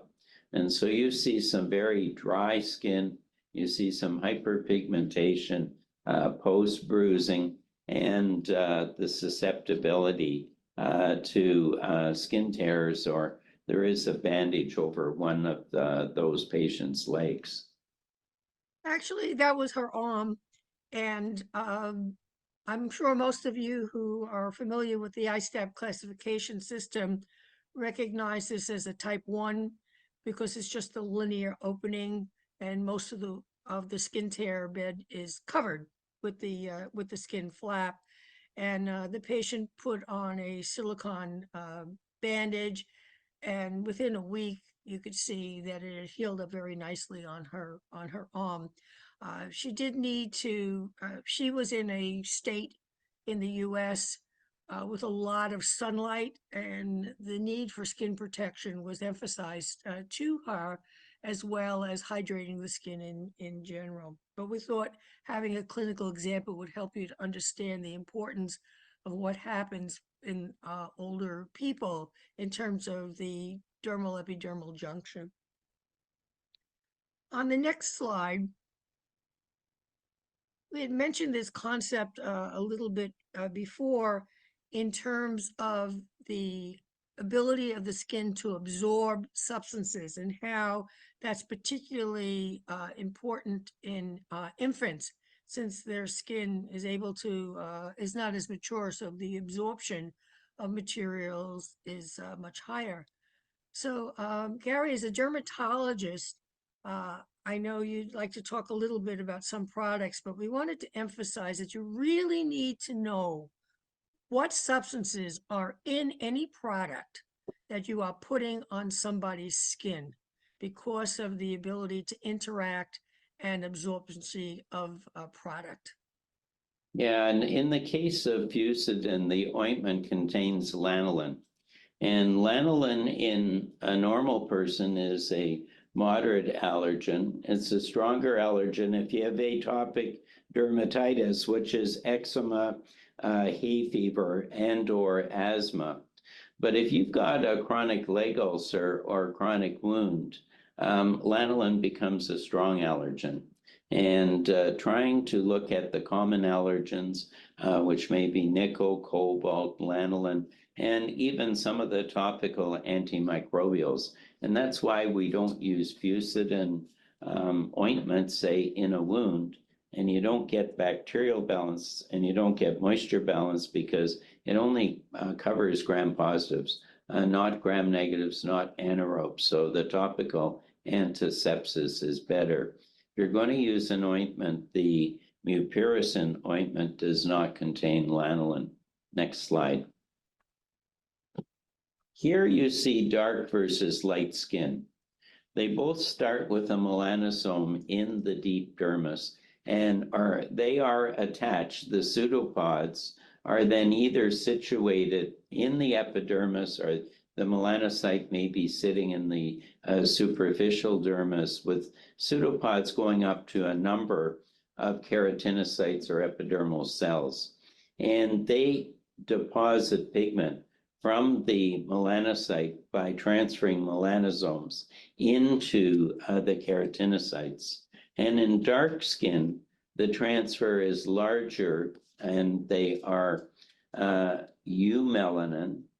And if it's a lighter skin, the melanosomes are pheomelanin and they're often smaller. And this results in the degree of pigment that you may have in your skin. On the next slide, skin in dark skin tones have a higher transepidermal water loss, drier skin. And there's a lack of education for a person with dark skin tones, and often pictures of dermatological conditions don't show the brown and the black skin as often as you may see it in white to olive skin. Next. And melanocytes and melanin layers of the epidermis produce the pigment melanin, which is then transferred to the epidermal cells. And the cells migrate up, but they carry that pigment right up until they die within the stratum corneum. Next slide. And look at this tone, and you can see that if it's not exposed to ultraviolet light, it's lighter than if it's exposed to ultraviolet. So you often assess skin tone in unexposed parts of the skin. Next one. And skin tone varies along the person's anatomical body, so that when you're looking at the skin, it's not going to be the same in areas exposed to the skin or in other areas, depending upon the thickness of the epidermis, which does vary, for example, on the soles of the feet, the palms of the hand, for example. So you do need to remember that. And I think that it's a very good point in terms of the ability to visually assess the skin, particularly across the diverse skin tones or colors that we see in humans.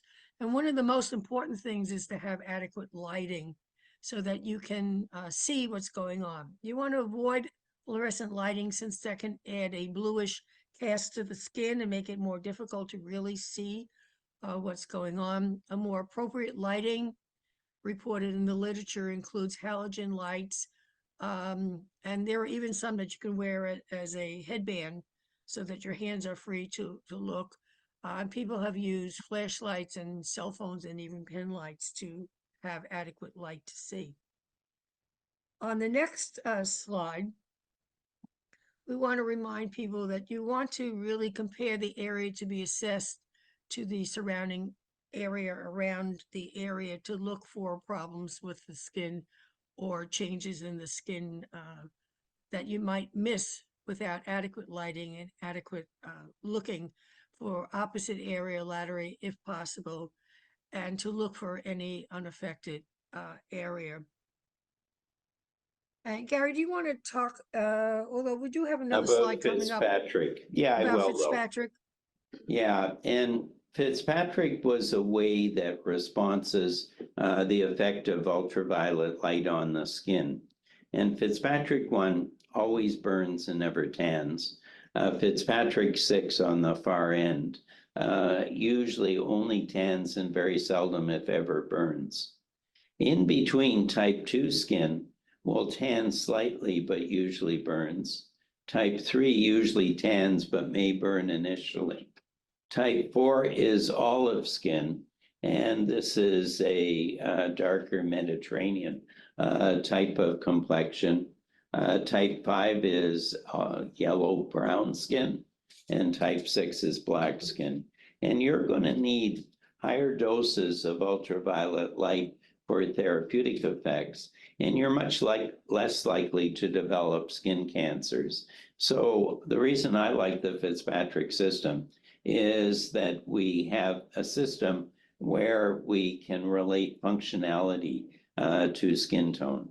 And we know that the tanning response, which you see in type 2 through type 6, always darkens the pigment from what is the normal pigment, and therefore where you should look at relatively unexposed skin to look at the Fitzpatrick skin type. Next slide, Elizabeth. And that was developed by a dermatologist many, many years ago. Dr. Fitzpatrick was a dermatologist, correct? He was the head of dermatology, Thomas Fitzpatrick, in Boston at Harvard.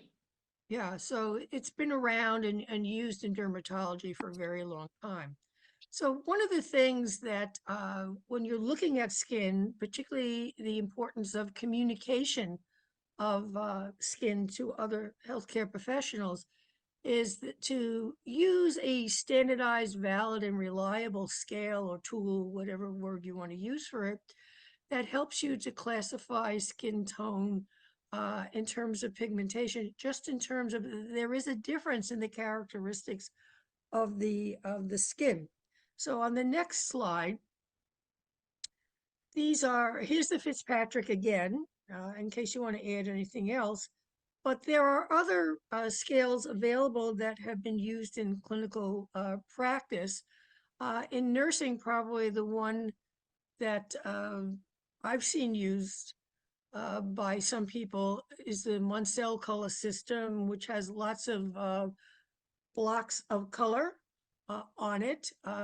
It's quite involved to use. It has many, it's more than 6 types in terms of the colors. And recently, the British Association of Dermatologists has published the Humellin Human Color Scale.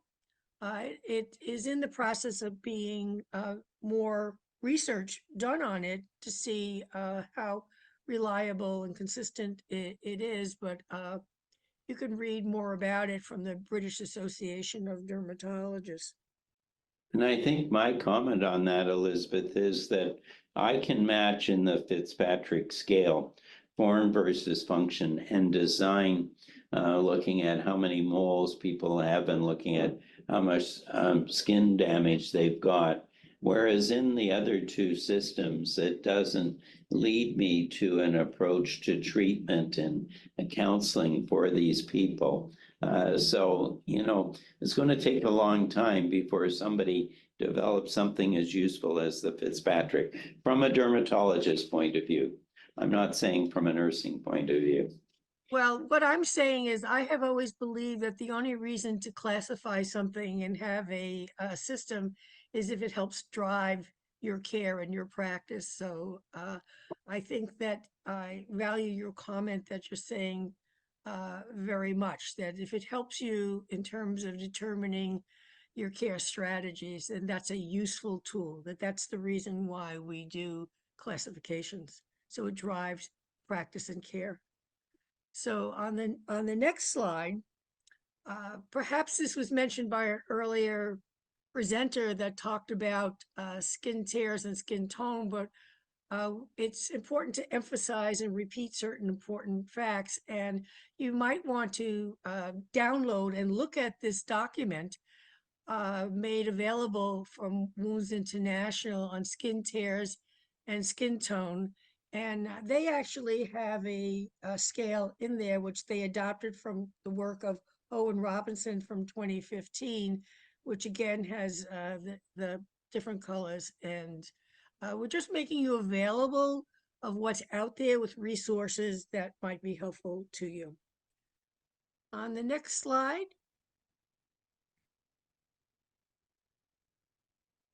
So we have reviewed the skin anatomy and physiology and shown how it changes across the age continuum and explored the impact of age and color tone for clinical practice. Elizabeth? Yeah, and I hope that we have given you some new insights about the amazing, complex and important functions of the skin and how it can help you in your practice to protect people with vulnerable skin from developing skin tears. And I know the other presenters will talk a lot about treatment of pressure injuries as well as skin tears. Thank you very much. Have a good day. Thank you for inviting us to talk at ISTAP for our First Responder Skin Tear Pack. We are here to discuss the prevalence of skin tears and a prevention action that we took to assist in recognising this issue around the world. Today, we have with me Annette Ross, who's the Head of Governance and Risk at Heritage Care, and I myself, Dr. Chloe Jantz, is the Director of Healthcare United. And we're going to have a chat with you guys today about how we really looked at and also attended to the skin tear issue. So in disclosure, Century Medical manufactured and supplied us with the skin tear pack that we used. Healthcare United holds the trademark, and we also have to pay recognition to our colleague, Professor Dr. Sonia Cleary, who also worked on the skin tear pack, who's from RMIT University here in Australia. The learning objectives for today is the development and the purpose of the skin tear pack, the clinical utility and efficiency of the improving the first responder outcomes when managing a skin tear in the aged care environment, the skin tear healing outcomes, and the cost effectiveness of this. We'll also discuss the feedback from users and the benefit of education and reducing the management of skin tears. So why the skin tear pack? How did we even come to this position? So if we want to recap about the skin, so we know that when you've got young skin versus elderly skin, anyone over the age of 65, you can see that epidermal layer is reduced. You can see the thinness of the skin and therefore the exposure that our elderly population has in terms of the risk of getting a skin tear. We know mechanically their range of motion from their ankle, their flexion extension, their edema or their fluid retention that they may carry causes their ability to ambulate correctly to be impaired. We also know that once they get a skin tear or a break in the skin, that we can see the vasculature of the lower limbs and also the collagen to help stitch the skin back together is also impaired. And so prevention is the key. However, in aged care, to prevent skin tears is almost impossible because the reason for a resident being in aged care is because they are impaired, whether it be cognitively, most of the time it's the ambulation and their safety to why they're needing 24-hour look-in or care. And so we have to really come from a place where we have to respond correctly first to make sure that the skin is supported and to make sure that the wounds don't become chronic ulcers. So evidence to the prevalence of skin tears currently, it's a huge breadth of knowledge and a huge breadth of prevalence status that between 1.1 to 41.2% of people will get a skin tear in aged care. And so it really depends on their medical history, and it really depends on their environment, so the stimulus and how they can have a fall, and if there's enough room to ambulate, etc., to why this statistic is so large. In terms of the evidence to the skin tear pack specifically, and why we were looking at once you have a skin tear to support the skin, it really came from Sarah's study in the International Wound Journal, where you can see I've highlighted it in bold, that adopting the correct technique during the skincare prep of skin tears, it's a bit of a mouthful, is to reduce and avoid the severities of what can happen if that first correct technique and that first correct response is not done properly. So as you guys will know, and I'm sure during the presentation sessions today, the skin tear definition by ISTAP and was made by LeBlanc's team in 2018 will be said many, many times, but it's a traumatic wound caused by mechanical forces, including the removal of adhesives, and that severity may vary in terms of depth, but that is what a skin tear is. We know the classifications, and we adopted these classifications when looking at our first responder pack. So the purpose of the skin tear pack in aged care in the community. So the study's aim was to look at a unified first response to skin tears, to see if we could adopt a method that was then going to help prevent skin tears becoming chronic, but then also who can do that skin care to the skin tear. So is it only a regulated health worker, so only a registered nurse, enrolled nurse, or nurse practitioner, or in actual fact can unregulated workers such as personal care attendants, the consumer themselves, or carers be applying the skin tear pack? For the purpose of our study, we looked at the unregulated worker personal care attendants, and then we also looked at registered nurses and enrolled nurses. So the contents of the pack, inside the pack, it comes as a usual dressing pack. So with your non-woven gauze and your dressing pack, it comes with a calcium alginate to stop bleeding if required, and then a silicone foam dressing as well. Comes with the usual forceps that you would use to clean a pack. It doesn't come with a cleanser because we thought in aged care there's lots of different cleansers and availability of cleansers. Same with gloves. We did this study during COVID, so there was lots of infection prevention in terms of gloves, etc. So we didn't include those in the pack. The difference with the pack was that it had clinical education with it. So you can see that it had the ISTAP guidelines of how to look after a skin tear, and then flipping over, it had the documentation. So it had what type of skin tear was it, what then to use based on the skin tear, where on the body is that skin tear, and have you taken a photo, have you done all of your documentation for the place that you work. And at the very bottom, you can see there's also a ruler there to be able to measure that skin tear correctly. You will note we didn't put steri strips or closure strips in with our skin tear pack.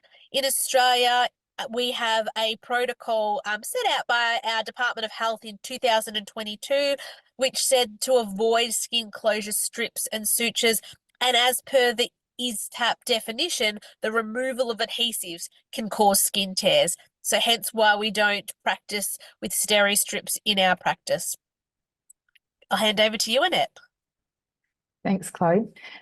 So what did we do? Well, we had to collect some information first and foremost from the cohort to understand where we were.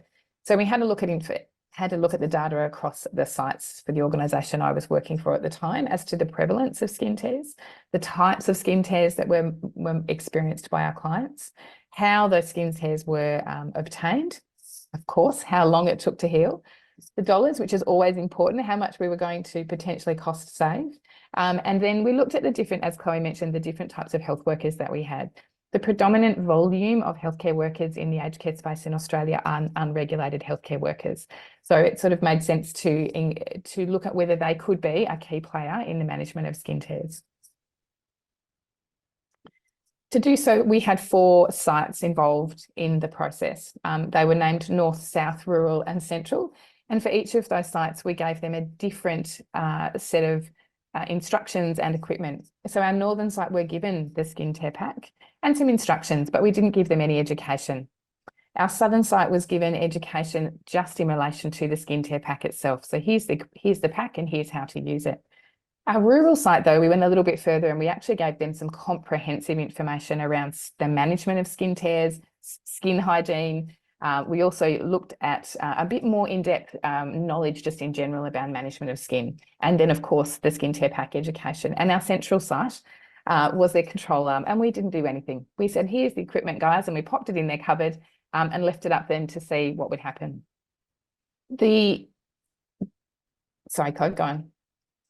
What was interesting, I guess, when you have a look at the stats that are up on your screen now, is prior to implementation of the skin tear pack, we had quite a significant volume of skin tears. In fact, in that graph in front of you, prior to, we had 637 skin tears.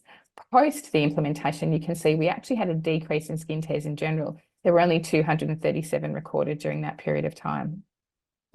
The assumption in this place is certainly in this space was using the pack. We had an overall reduction in skin tears because there was actually a bit more knowledge around the management of skin and older persons.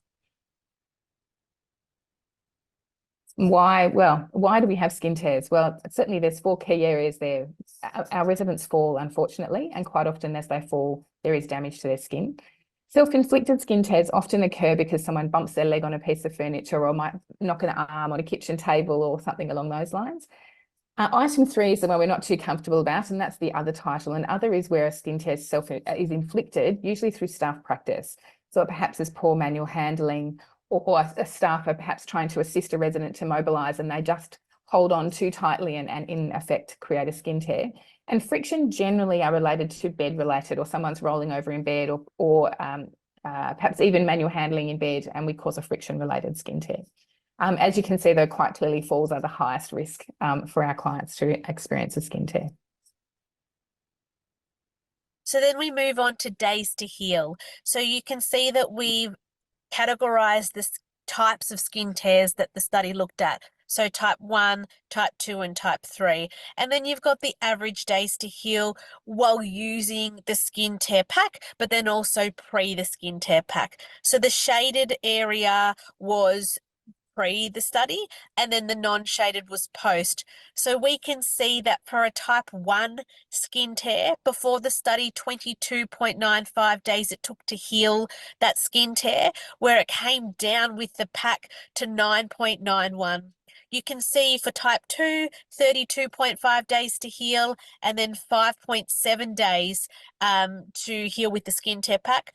Understandably, the highest days it takes to heal would be a type 3 because there's no flap and there's no viable skin tissue. So that was 50.9, but we were amazed that with the skin tear pack, it brought it to be even less than type 1, so 9.8 days to heal. And if we think about that from a cost perspective, you think about the staff time it takes to do dressing changes, the resources. It's not just about the actual pack itself, but because we're in a COVID environment, it's also about collecting all of the equipment, going in and out of rooms, having to change PPE as well multiple times. You're cost saving on all of that. So in full transparency, you can see up in the corner how we actually got the totals, but it included the time it takes to do a dressing. So it usually takes about 30 minutes to do that dressing twice a week minimum.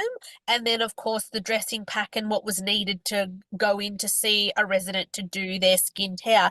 So you can see before we did the study that it was $20,000, which, we ran the numbers a few times because we nearly died of shock for those 8 weeks pre the study. For the same 8 weeks over the study, it only cost 2,600 Australian dollars we're talking. So that is an 17,000 Australian dollar saving, which is astronomical to anybody in a environment, especially in aged care, where money matters and funding and all of these things that we get from government bodies. It really matters for where that dollar is spent. If you want to see the full publication of all of this in its entirety, it has been published via the European Wound Management Association in July last year. So please go and have a look or contact us if you need to. In terms of the feedback from users about the trial and about the skin tear pack itself, I'm going to hand over to Annette to talk about that. I think the key with any new product, particularly in an environment where we're using both regulated and unregulated users, is hearing from the ground, because there's no point us as experts designing something and rolling it out and then it not working. It's key. I think you'll see from the comments that we've collated on this slide, the general theme was very positive. I think particularly the clinicians and the regulated health workers were positive in the space of being able to use a broader work group, and they understood the relevance of actually addressing the skin tear as quickly as possible because of the longer term potentials of not addressing. So some of those comments, convenience, it was a great idea, very evident, I guess, in some respects. Some of our particularly regulated health workers were a little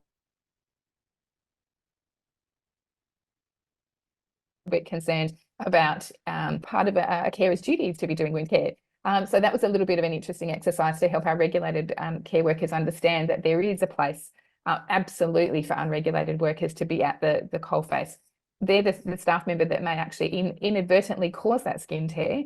So to be able to action it within half an hour of it actually the wound occurring, the outcome is unbelievable for the client. Whereas sometimes if an unregulated worker has caused that injury, it could be half an hour, 40 minutes, even longer before the registered nurse or their regulated worker is able to come and have a look at that wound, make an assessment, design a dressing regime, and then implement that regime.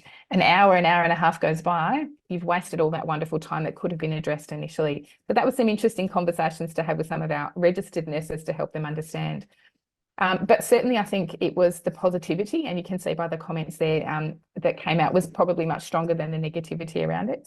We certainly had a couple of the unregulated health workers who also then questioned and said, oh, how does this actually fit in my job? And they were so interested to learn and understand the mechanisms behind the skin tear actually incident itself, and then the packet implementation. And they were the ones that were actually coming forward and asking more questions and wanting more information, which was a really interesting finding as well, but certainly not noted on this slide.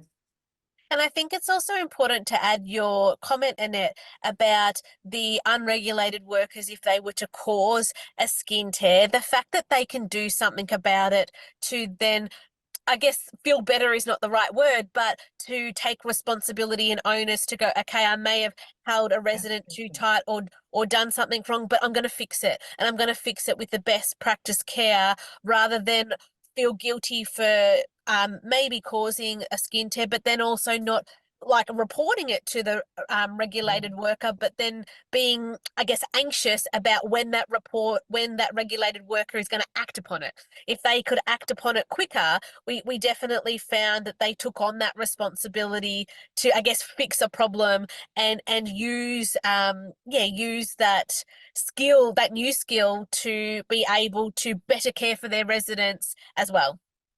Yeah, and I think, Chloe, the only thing I sort of didn't touch on there also was the COVID management component. Certainly within the Australian context, the management of a COVID infection is quite, as is good infection control, but it's quite a regulated lockdown process.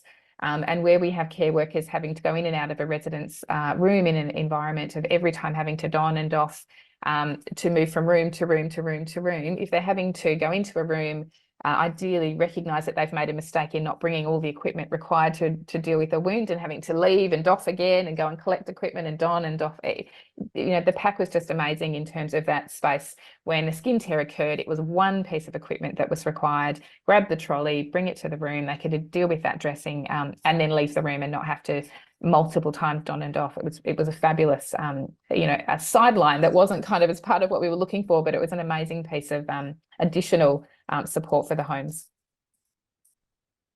So in terms of the overall outcomes of the pack, we pretty much touched on it with the feedback, that it was bringing that onus to the nurses and the unregulated workers to really show that they really cared about their residents, that they were able to assist the resident in a timely manner and really be part of their care. A lot of the people that work in aged care, they have got a real vested interest in the residents, and they treat them like their own family, which is beautiful, and why we want those type of nurses and unregulated workers to be working in aged care. And so the fact when they see someone they care about hurt, it was really good to be able for them to know they've got best practice and they're also got the right equipment to be able to perform that best practice. We also found that having the severe type of skin tear being type 3, where there's no flap, there's no viable tissue, and the greatest risk of becoming a ulcer or a chronic wound, especially if the skin tear happened on the lower leg, where they may have other medical issues happening, such as diabetes or venous issues, that the skin tear pack itself, by responding quickly and having the right dressings and the right management, took that skin tear from a 50.9 day average to a 9.8 day. We haven't even touched on, because the presentation's too short, but we haven't even touched on infection. So the risk of infection, the longer you have an open wound, that we have also prevented that. We've prevented the risk of infection. We've prevented possibly the need for antibiotics and other things that occur the longer a wound stays open. I'll hand over to Annette for the rest of the study outcomes. Thanks, Chloe. Look, I think speaks for itself. We had such a great time when we were reading some of these statistics, and especially that healing time. I think we, not just with the finances, ran the numbers several times, but we reviewed that data several times because it was just amazing. I think to the point that, it's the last point on the slide there, the homes that we supported, or the environments that had the greater education, we absolutely saw a much better uptake of the process, a broader knowledge. To your point earlier, when Chloe mentioned that staff were reporting issues, it actually translated to a little bit more than just skin tears. We noticed that the carers in those particular homes actually started to report to the registered nursing team, to the regulated workers, other issues that they were picking up that perhaps they hadn't reported before. So although it was one small component of care we were looking at, it actually had a much broader range. And so very much when we went back to the sites that didn't have education, and we post the study implemented some more education, we saw similar uptake and similar results in those sites that were not provided with the education at the outset.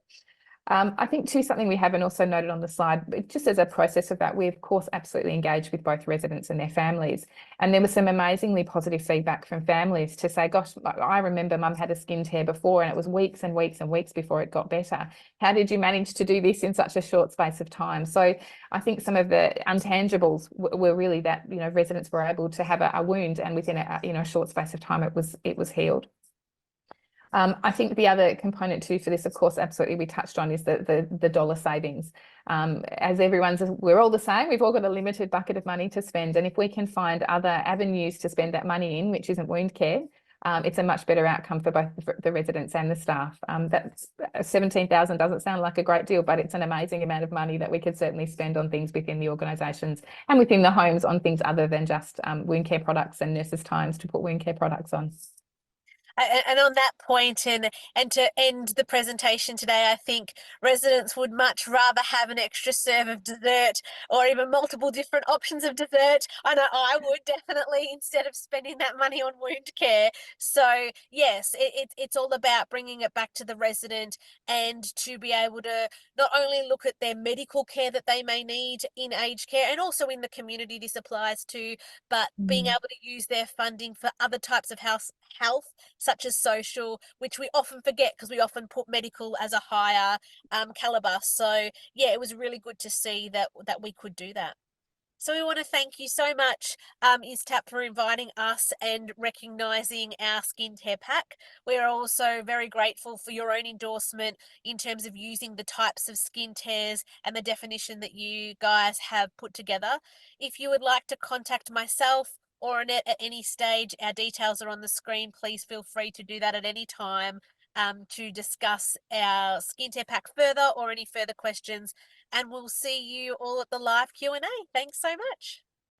It's a pleasure to report on my activities as Australian-New Zealand Director of ISTAP over the last 2 years. I am very grateful for the support I have received from my ISTAP colleagues and many clinicians in Australia and New Zealand, as well as industry, in fulfilling my role. I have chosen to highlight my interactions under collaborations, promotion of ISTAP, and participation in ISTAP activities. In terms of collaboration, an introduction to Dr. Anthony Dyer, CEO of Wound Innovations, to ISTAP has led to the signing of a Memorandum of Understanding with Wound Innovations and the opportunity to review and share Wound Innovations skin-safe resources that focus on maintenance of healthy skin and management of skin tears and access to a photo library of skin tears. Connections have been established with New Zealand Wound Care Society through committee member Mandy Pagan. Mandy is thanked for her valuable advice on issues relating to skin tears in New Zealand, as well as her contribution to the presentation Skin Health, Clinical and Cultural Perspectives, Australia and New Zealand, where Mandy highlighted the complexity of cultural and societal issues facing Maori and Pacifica peoples in the delivery of skin health and wound care. Numerous calls regarding skin tears have been received, especially from aged care facilities who have been directed to the ISTAP website.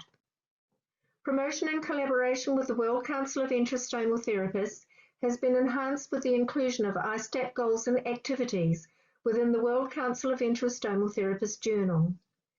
The ISTAP World Without Skin Tear Days have been advertised for both 2023 and 2024. Within the News and Views section in September 2023, our President Samantha Holloway wrote about embedding the International Skin Tear Advisory Panel's skin tear classification into practice. This June, Professor Karen Uzi, President-elect, will be providing the editorial, and ISTAP will publish an article on essential skin care and maintaining skin health. Thank you all.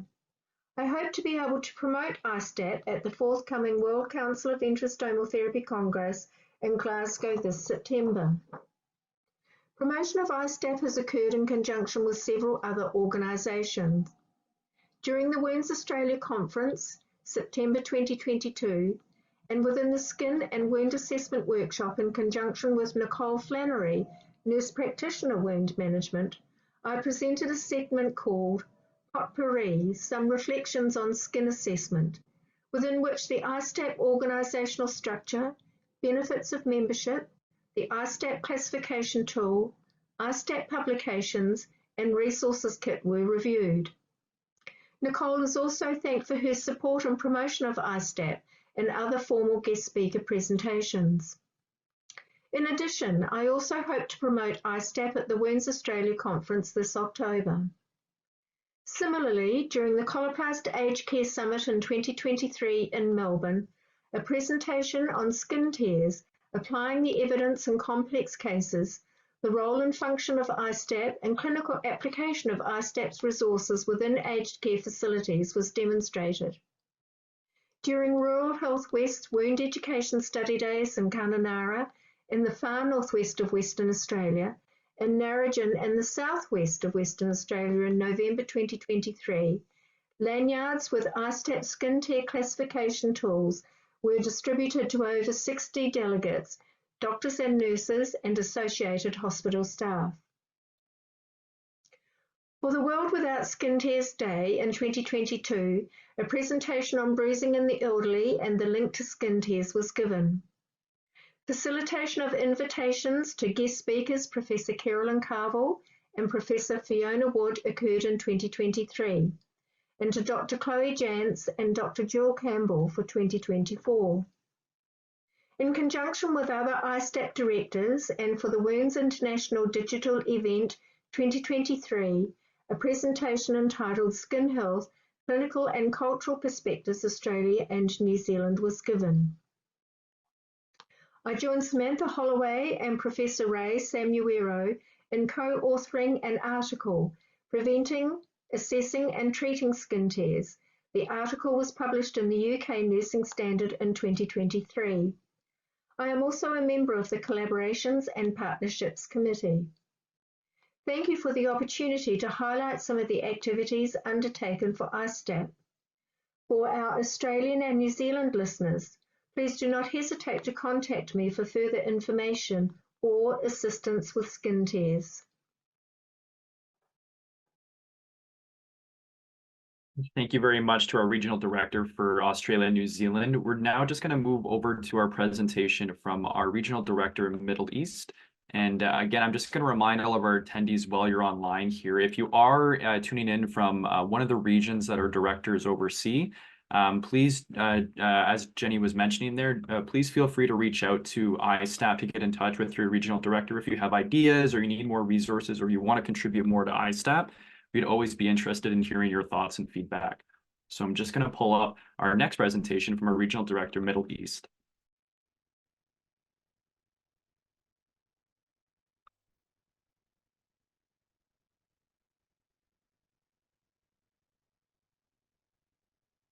Greetings.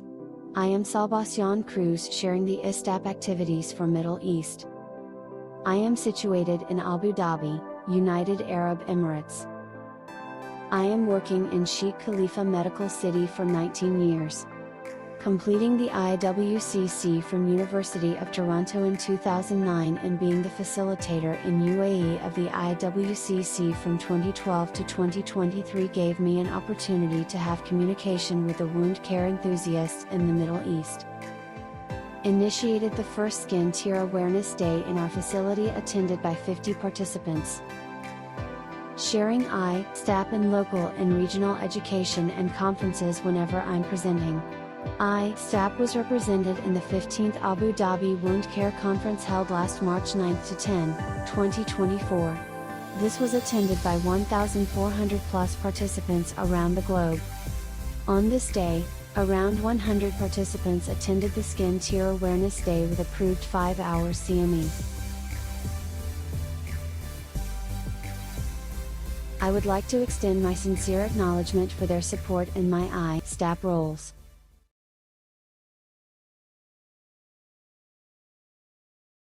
And thank you to our Regional Director, Middle East, Salvacion Cruz. We're now going to move over to our presentation from Annika Furi, who will be doing a quick presentation on the region of Europe.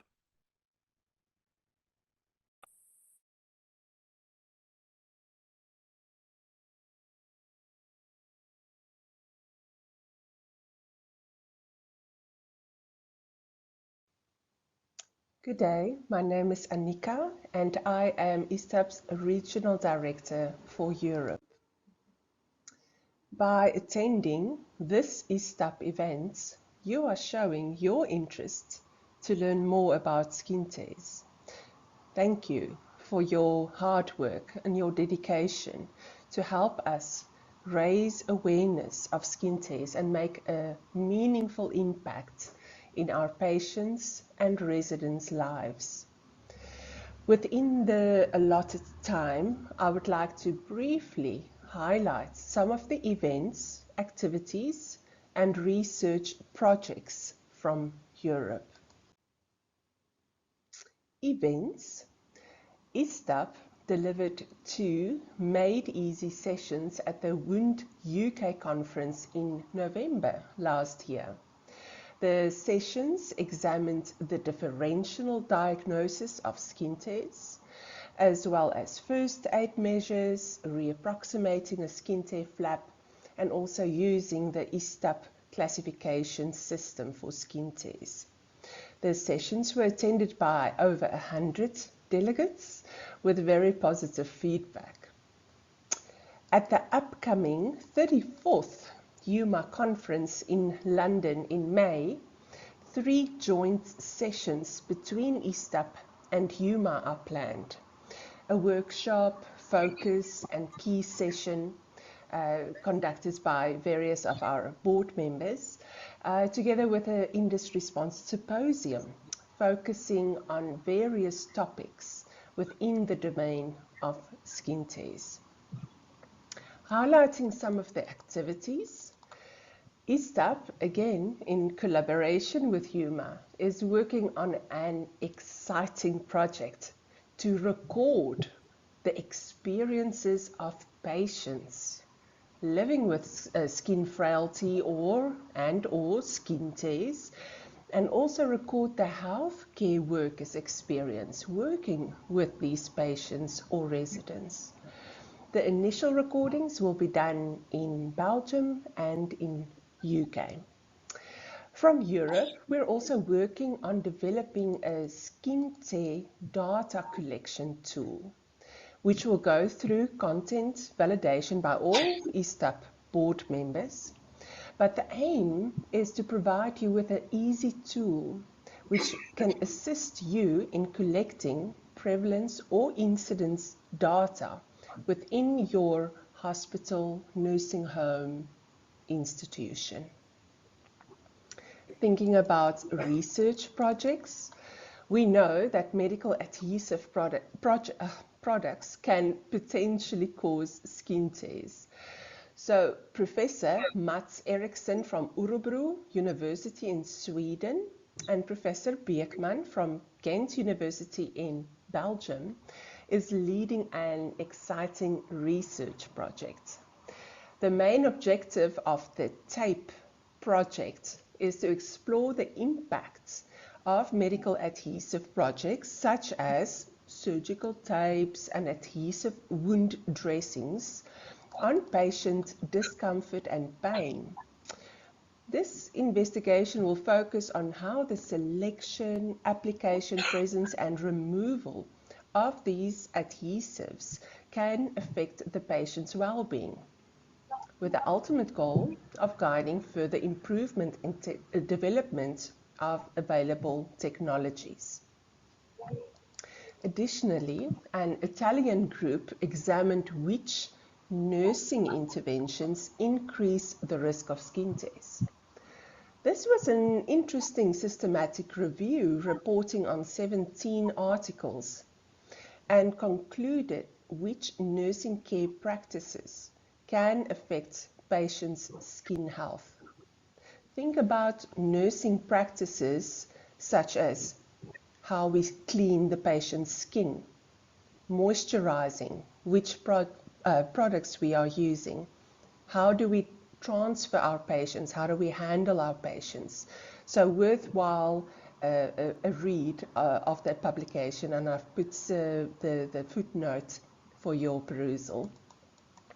This year, a master's student from Ghent University in Belgium will also be collecting incidence data on skin injuries, particularly within the ICU, where we know we have a lack of data. These are just a few highlights of activities within Europe. But please visit our website, sign up to become an ISTAP member. Remember, it's for free. Then you will have access to our quarterly newsletter, podcasts, publications, knowledge assessment tools, and activities within your region. With that, a big thank you from Europe. Let's raise the awareness of skin tears. Let's go make a difference. Thank you. And thank you very much to Annika for that great presentation. And we'll now just go into our presentation from our Regional Director for the United Kingdom, Dr. Ray Samario, who will be presenting in just a moment here.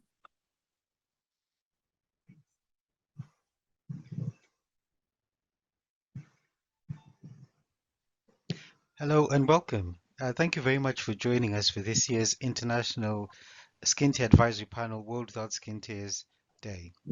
Delighted to talk to you. My name is Dr. Ray Samario and I'm the United Kingdom Regional Director. So I'd like very briefly to give you an update on the work that I've been doing over the last. So I'm really privileged in the sense that the last year has been a very productive year. I've been able to take lots of work on behalf of ISTAP, but also to learn a great deal. So broadly speaking, I'd categorize the work that I've done into 5 main strands, which I think are at the heart of the work that we all do to try and achieve the goal of a world without skin tears. So basically, the 5 things I've been focusing on the last year are around collaborating, learning, sharing, researching, and improving. So in terms of collaborating, I've been privileged enough to work with a variety of the other ISTAP directors, and we've collaborated together to try and share information and to learn from each other as well. But also I've been lucky enough to collaborate externally with colleagues here in the United Kingdom mainly, who are involved in research around healthy aging. So I'm lucky enough to be part of the advisory board for the Skin Microbiome in Healthy Aging collaborative, also known as SMIHA, and that's given me the opportunity to collaborate with and learn from a variety of different other professionals, including medical colleagues, dermatologists, surgeons, biomedical scientists, but also people who do a lot of skin and hair related research. So that's been a really useful learning opportunity for me, but it's also enabled me to share the wider work that we do with regards to skin tears as well.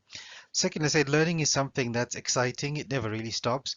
So it's given me the opportunity over the last year, I think, to be able to learn from colleagues through that network, but also from the other directors with ISTAP, but also collaborate with other organizations which are interested in improving skin health and also preventing skin tears. So a lot of learning. In terms of sharing, which I think is at the heart of what we all do, and building relationships, which are key to achieving good work. I've been lucky enough to present on behalf of ISTAP at a variety of different conferences. So first of all, I was lucky enough to be invited to present at the European Wound Management Association conference in Milan last year, which went really well. And I think our session on skin tears was well received. I was also lucky enough to present at a online conference for Wounds International, which again was on skin tears and skin tones, and that seemed to be really well received. And then latterly, towards the end of last year, present at a UK-wide conference called Wounds International in Harrogate, also known as Harrogate Conference for colleagues, and to present a session there with Sam Holloway and Julia Bresnay-Harris. And the session that delivered there was really quite engaging, and we got lots of really good feedback as well. So sharing information and sharing new insights and what we've learned, I think, is a really important part of our work. In terms of researching, it's been linking to colleagues. There are lots of colleagues in different parts of the United Kingdom who are doing lots of really good work. So it's been about supporting them where I can and contributing to the mission of the work that we are doing. So I think research is really important to make sure we've got the evidence to inform the care that we deliver, the education that we give to colleagues as well, and how we look after people to prevent and treat skin tears. And improving. So I think improving cuts across all the other 4 elements in the sense that it's at the heart of what we are doing. It's about trying to get better every single year. The final point I'd say is just to say thank you all for your interest in skin tears and how to prevent and treat them. But also thanks very much to colleagues from the UK who I know have written quite a few articles. So later on in the session today, I'll come back to you to talk about publications and other resources that we've put together for you. But thank you very much. I hope that's been a very useful summary of the work that I've been doing in terms of the United Kingdom. The other forthcoming event, if you ought to signpost, is at the beginning of May.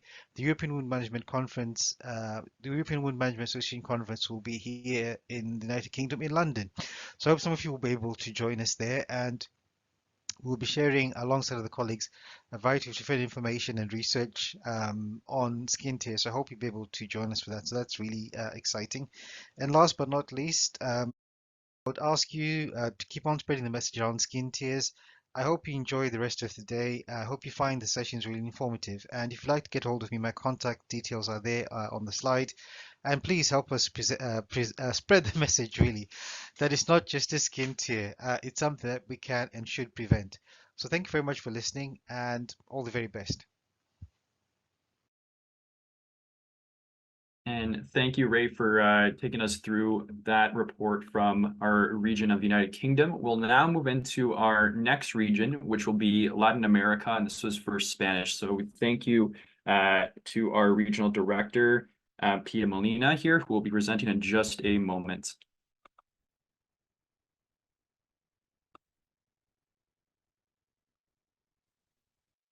Hello, everyone. Welcome to A World Without Skin Tears webinar. I'm Pia Molina from Concepcion, Chile, and I am the Regional Director for Latin America of ISTAP. I'm glad to introduce to you the work done in Latin America about skin tears.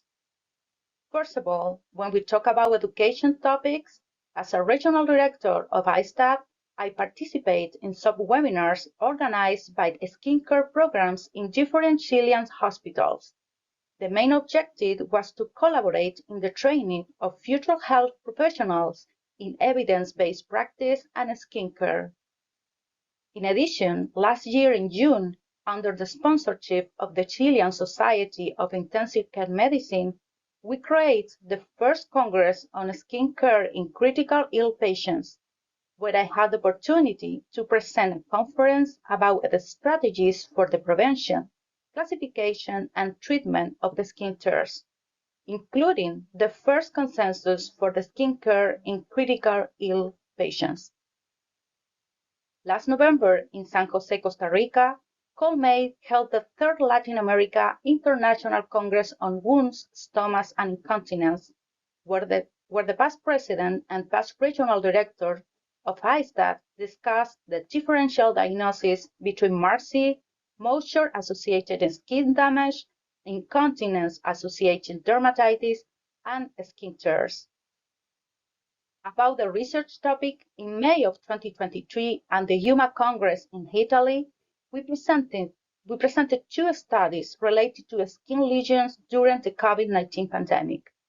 The first one was prevention of dependency injuries in critical pregnant women in prone position, and prevalence of skin injuries in critical patients with severe COVID-19 pneumonia. Also, for the last 2 years, we have been collaborating with the Chilean National Nursing Administration in the drafting of the Nursing Scientific Consensus for the Prevention and Management of Skin Lesions, including skin tears. On the other hand, this year, we are beginning a new challenge, the first multi-center study about the prevalence of MARSI and skin tears in Chile. It is very important to remind you that on the Skin Tears website, you can find the ISTAP Skin Tears recommended reading reference list. Some of the articles were made in Latin America by Latin American directors of ISTAP. But the challenge continues. I invite you to use the skin tear classifications available in Spanish, either in clinical practice or in skincare education. I also invite you to sign up as a member of ISTAP, where you can find documents in Spanish, such as las recomendaciones de las mejores prácticas en estrategias holísticas para promover y mantener la integridad cutánea, y las recomendaciones de mejores prácticas para la prevención y tratamiento de los desgarros de piel del adulto mayor. Finally, I would like to encourage to do research and report on skincare experience in Latin America. If you have any doubts, you can write us through the Skin Tears website. And thank you so much for being with us today.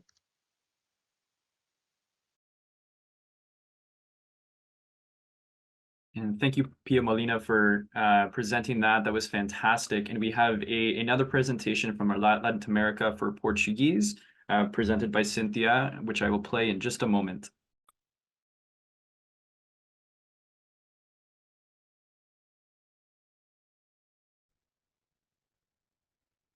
Hello, everyone. I hope you are well. I am Cíntia Bandeira, a stomatherapist nurse from São Paulo, Brazil.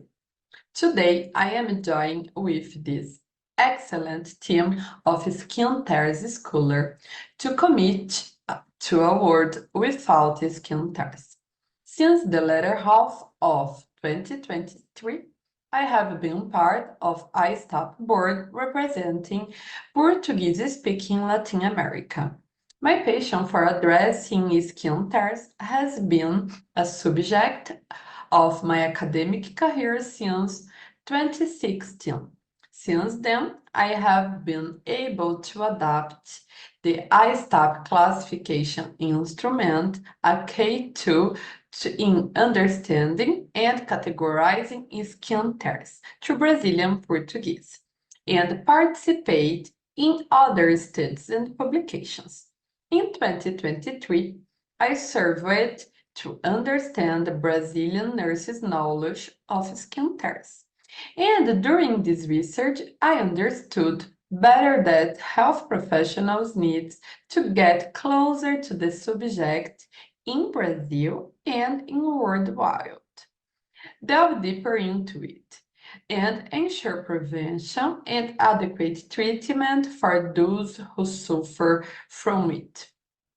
With this virtual conference on skin tears, I hope you can carry new knowledge and apply it to your clinical practice. Join us and strive for a world without skin tears. Thank you very much. And thank you so much. We're now just going to go to our final regional director presentation before I invite Mary back on to introduce our final major presentation before we go into Q&A. So this will be Mary Hill from North America, who will be presenting in just a moment.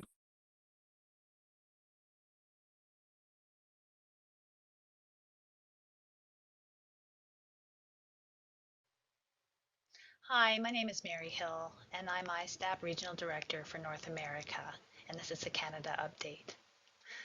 Last year in Ottawa in 2023, at the Nurse Specialized in Wound, Ostomy and Continence Canada Conference, Dr. Kimberly LeBlanc presented on skin tears.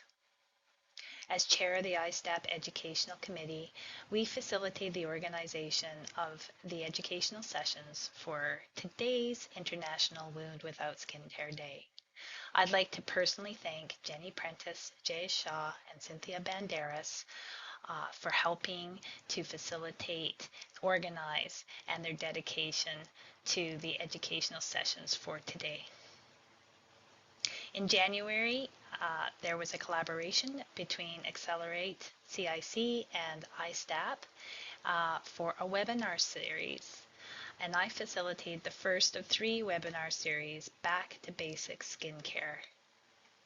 As a result of this webinar series, there will be an article published in the WCET in June. There was a presentation again by Dr. Kimberly LeBlanc on skin tears at the University Health Network Conference in Toronto this past March.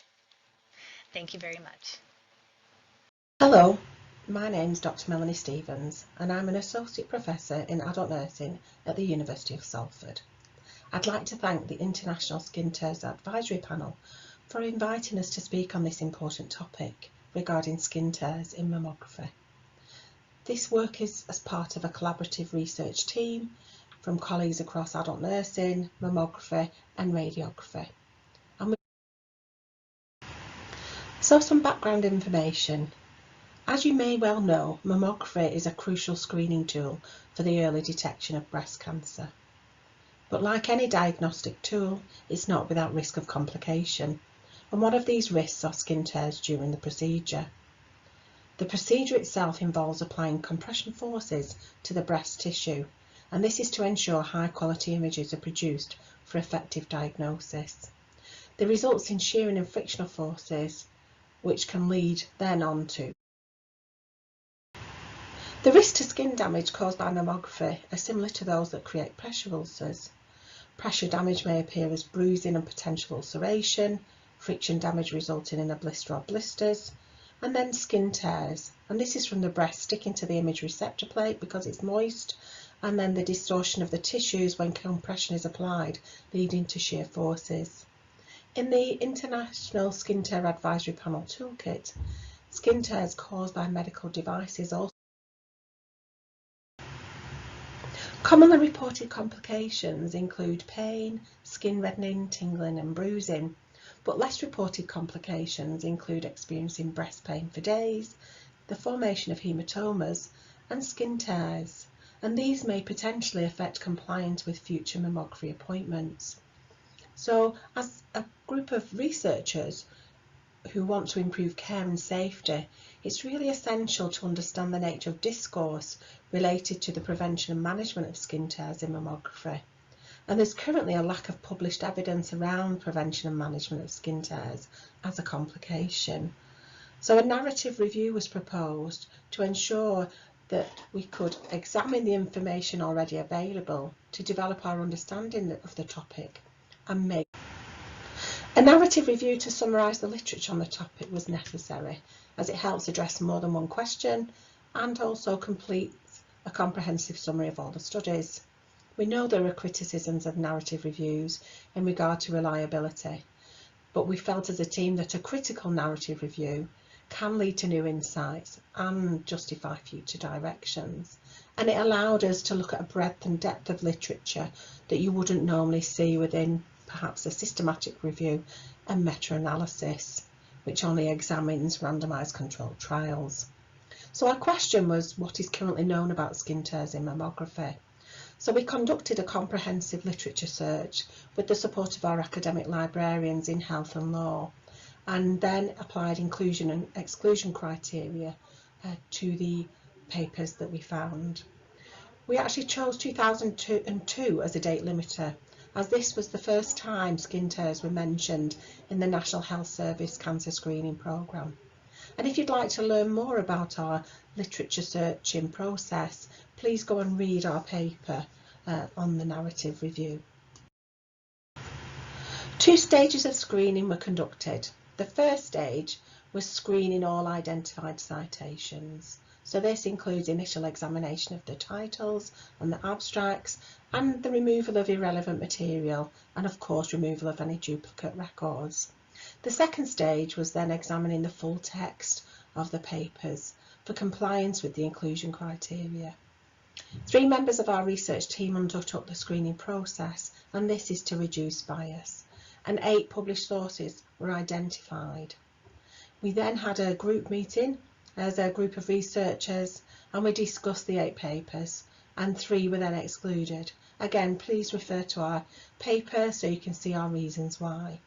And all this process of searching and screening were reported using the preferred reporting items for systematic reviews and meta-analysis, just to map out the number of records identified, included and excluded, and the reasons for exclusions. And the final 5 papers were screened by all the team, and we created a data extraction table. The analysis then was the process of narrative review. So this is in order to map the literature, convey the depth and breadth of the field of study, provide reasons why the authors of the paper studied the topic in a particular way, the interpretations that were made, and the nature of the knowledge base and how it might inform future practice. Summarising the 5 papers included in this narrative review, you can see that 2 are from the United Kingdom and 3 from the United States of America. One was a book chapter, one was actually a piece of research, a research article, another was a company survey, another professional guidelines, and finally expert opinion. When we came to analyse the findings within each of the pieces of literature, we used the following themes: epidemiology, types of skin damage, definitions of skin damage from mammography, risk factors, the impact on patients undergoing mammography, and impact on practice. The first theme was epidemiology. So across 4 of the studies, there were 121 reported cases of pain, redness, bruising or skin tears post-mammogram. And of those 121 reported cases, skin tears were reported on 44 occasions. We know there are limitations with this narrative review. Each paper used different methodology to collect the data. So in the book chapter, it was based on case studies. In Nelson's study, there was pain scales and post-mammography events. And in Shonyo's study, it was a patient survey conducted by a company. So this doesn't allow us to conduct a comparative analysis across the studies, but it did at least provide a narrative about the issue. So when we think of extrapolation of percentages of women who develop skin tears, from the survey in the USA by Shonyo, this led to an estimate calculation of 194,000 skin tears occurring annually across the 39.73 million mammograms taken. We feel that that's quite significant. And then we also applied Nelson et al.'s findings to the United Kingdom, where 2% of all women developed skin tears from mammographic screening.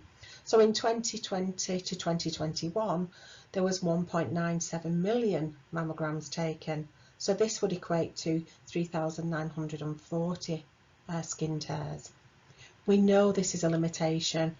They are crude estimations, but they do demonstrate the need for further research. Theme 2 was the types of skin damage and definitions of skin damage from mammography. So what we found is that skin tears were reported in 4 publications, but only 1 defined what was meant by a skin tear, utilising the International Skin Tear Advisory Panel's definition. Other types of skin damage were reported, such as abrasions, bruising, hematoma, intertrigo, redness and soreness. The third theme was risk factors, and a review of the available literature revealed a variety of risk factors which make women at risk of skin tears during or post mammography. The most frequently reported was the breast being stuck to the breastplate, which the authors from 3 of the papers felt was from damp skin. The second most frequent risk factor was redness and current skin damage or skin changes, which predisposes the individual to worsening of the current skin condition and susceptibility to skin tears post-mammography. The next highest reported risk factor was related to positioning technique and how the mammographers position and compress the breast. A really interesting observation from the Nelson study was that 3 women with a family history of breast cancer who underwent mammography developed skin tears were all reported as perimenopausal, so you wouldn't presume that they would have usual intrinsic or extrinsic risk factors. Other intrinsic risk factors are those that you would see in the literature as part of the International Skin Tears Advisory Panel guidance. However, we also noted that hormone levels appeared in one of the papers. Extrinsic factors did differ.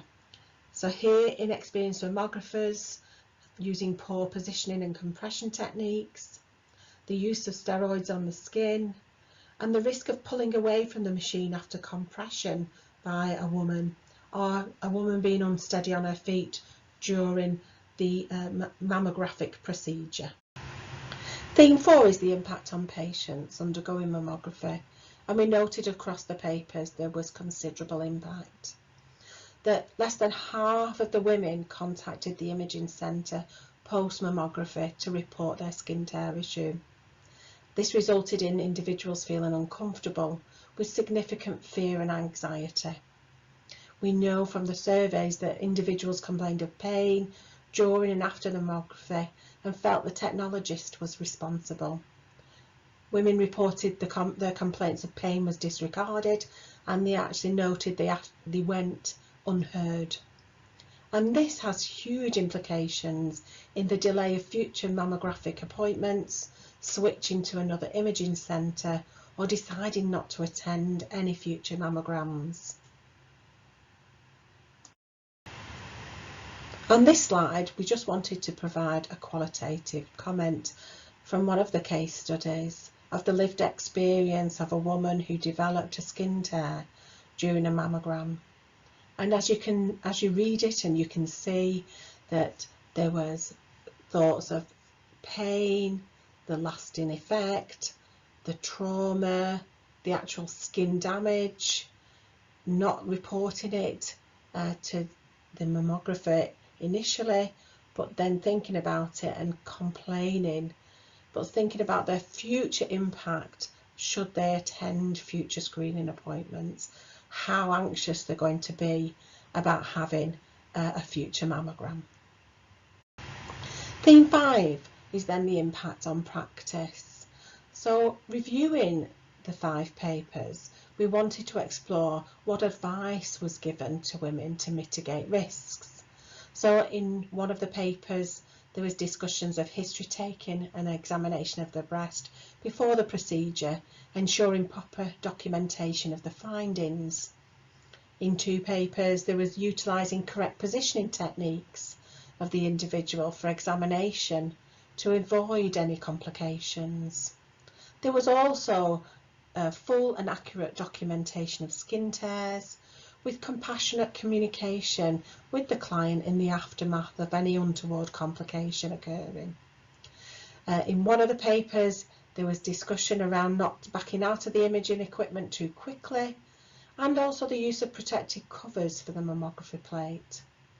There was one suggestion that there should be a script for staff when dealing with a patient who reports a skin tear or skin damage.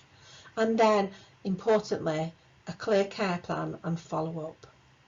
In Shonyo's work in particular in the USA, staff talked about the impact on workflow, revenue and risk, and called this additional burden for filling out documentation, tending to an individual and their wound, and then arranging follow-up after a skin tear occurring. The impact of women switching from imaging centres affecting the revenue of the centre itself, and then women forgoing future imaging. There's also the impact on individuals and healthcare systems. In the United Kingdom, there's discussion about breast cancer going undetected. How do we then manage hard to position and challenging women during a procedure because they've got this significant anxiety from their previous experiences when skin injury and skin damage has occurred? And about informing a woman not to pull away from the procedure during or as soon as it's finished to reduce the risk of shear forces and skin tear damage. So in discussion, what we found from the 5 pieces of evidence is the extent and impact of skin tears following compression during a mammogram is really yet to be established. Future studies need to determine the prevalence of skin injury and skin tears and the impact on those affected, because we only found one comparative study and a lack of reporting of such events. We know from extrapolation of estimates that 2 to 4.75% of individuals who undergo mammograms are affected. As I say, we've got it in red there. This is a rough estimation because we also know there's differences in positioning and compression practices, symptomatic and screening surfaces, and also countries, and we should say the use of different equipment. So therefore our current evidence is limited in strength. Only one paper had ethical approval, there was sponsorship bias as one of the surveys was conducted by a company, and the other papers are expert opinion. So what are our recommendations going forward? Well, we feel that there's a new definition for skin tears in mammography, which is the development of a traumatic wound caused by mechanical forces, which then may include the presence of moisture and damp skin, and the severity may vary by depth and not extending through the subcutaneous layer. We know from across the literature there's emerging risk factors, so the breast being stuck to the imaging plate, positioning and compression of the breast during imaging, the technique and experience of the mammographer, and pulling away from the imaging receptor during or post mammogram. There are other risk factors not seen in the literature on skin tears in general, such as ageing, familial history and anxiety. And then commonly cited factors in the literature on skin tears have yet to be exposed in those that occur during mammograms. So documentation of past medical history, examination of the skin of the breast pre and post mammogram in the future could assist with this. The review of the literature also exposes significant fear and anxiety in those undergoing mammography. This may be caused by worry of familial history, stories from other women regarding the pain experienced during compression, and personal experiences of traumatic complications such as skin tears. But these publications reviewed have pointed to these detrimental implications. There is even cases, one McCare versus CML Healthcare, the account of a lawsuit in Canada where a client developed severe pain, hematoma and inflammatory carcinoma after a screening mammogram. And this leads to women not turning up for future mammography.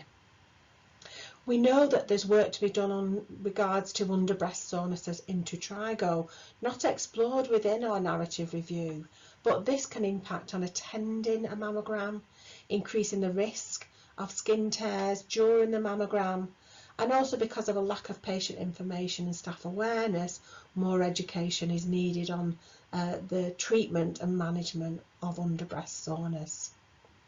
We noticed there are no official guidelines on preventing complications related to compression in mammography. There is a chapter of a book, and this has now been created into the National Breast Imaging Academy e-learning module for mammographers. The International Skin Tear Advisory Panel definition and guidelines we recommend should include skin tears in mammography going forwards. And then there's a clear communication strategy of patient information, staff education, clinical guidelines and reporting systems to assist in examining the prevalence, the cost, the impact of skin tears and skin injury. Because the most important thing for us as a team of researchers is not only the care of women and their skin who are undergoing mammography, but the potential missed cancer diagnosis.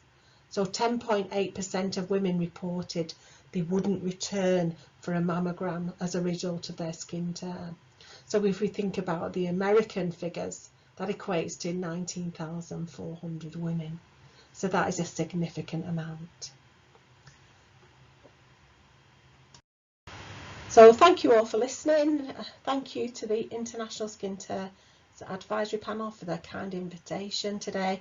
And I wish you all a happy global A World Without Skin Tears Day. Thank you very much. Thank you very much, Melanie. That was a great presentation. So we're going to move on to a short presentation, which isn't on the programme. So I'm delighted to be able to share a surprise with you. So Dr. Ray Samariwo will be presenting a short information on some work we've been looking at in the Research and Evidence Implementation work stream. So Ray is a research academic. He's an emerging international reputation for excellence in research on patient safety, skin health and wound healing. We're delighted that Ray works with us because he has a sustained track record of producing peer-reviewed publications on different aspects of patient safety, skin health and wound healing. The focus of Ray's work is on conducting research to develop, test and refine theory that can be used to underpin interventions to improve the quality and safety of patient care. So based on that, as the chair of the Research and Evidence Implementation work stream for ISTAP, along with colleagues Emmy, Pia, Karen, Kim LeBlanc and Annie Kafuri, they've been working on a skin tear search strategy, as well as a recommended reading list for skin tears. So we'd like to present that to you today, and then we'll be able to tell you where to find it. Thank you, Ray. Hello and welcome. My name is Dr. Ray Samariwo, and I'm the International Skin Tear Advisory Panel Regional Director for the United Kingdom. It's a bit of a mouthful, so I'm more commonly known as ISTAP. I also chair the Research and Evidence Implementation Workstream for ISTAP. And I'm delighted to present to you on behalf of ISTAP and the Research and Evidence-Based Implementation Workstream two new resources that we have curated or that we've put together that you can use to access information about how to prevent and treat skin tears as we celebrate A World Without Skin Tears 2024.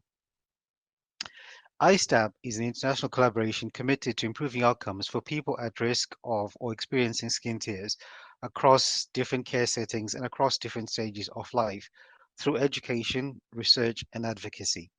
ISTAP firmly believes that by collaborating, sharing best practice through education, and using research to inform practice, together we can achieve our shared goal of a world without skin tears. We firmly believe that every single person has a role to play in preventing and treating skin tears, so it's important to us that we share with you the most up-to-date and best available evidence so that you have a clear understanding of what you can do to make a difference, because every single person makes a difference in this important area. So in order to help you to access the best the most up-to-date research and evidence, we have created a list of search terms and a search strategy that you can use to help you find key papers and articles on skin tear prevention and treatment. So the search strategy was designed primarily to be used on databases like PubMed or CINAHL or Embase. However, you can also use the search terms, the words that help you to identify the key papers. You can use them on other search engines like Firefox, Ecosia, or Google Chrome, and they work just as well. We've also prepared a list of recommended reading of a variety of different articles on skin tears that have been published since 2011. So I'm delighted to be able to show you where you can find the search strategy with the search terms, as well as the recommended reading list of papers. So both of these resources are available for you free of charge on the ISTAP website. However, they're hosted in the members only area. The further good news is it's free for you to join ISTAP. So all you have to do is just spend a few minutes signing up for ISTAP, then you should automatically have access to the resources as well. So now we're just going to show you how you can go about registering as a member of ISTAP. And once you've registered, then the next step will just be to log into the members only area, and then you should be able to access these resources. So once you've logged into the members only area of the ISTAP website, please click on the tab. There's a tab there which says articles and publications. If you click on that tab, then you'll see a heading there that says recommended reading reference list. So you should now have access to the recommended reading list of articles that have been published since 2011. So what we've done is we've tried to present these articles, this list of articles, in a way that makes sense and is easy to access. So they're under 4 different headings. So the first heading is the list of articles with links that you can use to access the papers. So typically these are papers that you can access free of charge. You can read them for free. You can download the full article for free. The second heading lists articles that have been published since 2022. So articles from the last few years. Then the third heading lists articles that have been published since from 2011 to, until 2021. Then the final heading provides you with a list of articles which are really good reading, but nonetheless, you may not be able to access them because they're behind a paywall, or you have to be a subscriber to the journal. Equally, if you stay on the same tab and you want to access the search strategy and search terms, at the very top of the page, you will see a menu there that says Skin Tier Search Strategy. So if you click on that link, you should be able to download a Word document, which gives you all the different words and combinations of words that you can use to search for publications on skin tears. And we hope for those of you that are involved in writing articles, you use some of those search terms as keywords to make it easier for people to find your papers. So as I said, I'm been very delighted to be involved in this work. I hope you find it useful and I hope you find it informative as well. And I hope you feel more able to access key papers either by searching for them yourself or by using the recommended reading list. And I'd like to conclude by thank you very much for taking the time to listen to this presentation. I hope you go on to become a member of ISTAP, and I also hope you go on to access the list of recommended reading and lists of search strategy. But more important, I'd like to thank you for your time in listening to me speak today and for interest in preventing and treating skin tears. We hope sincerely that you find the work of ISTAP and these 2 resources useful.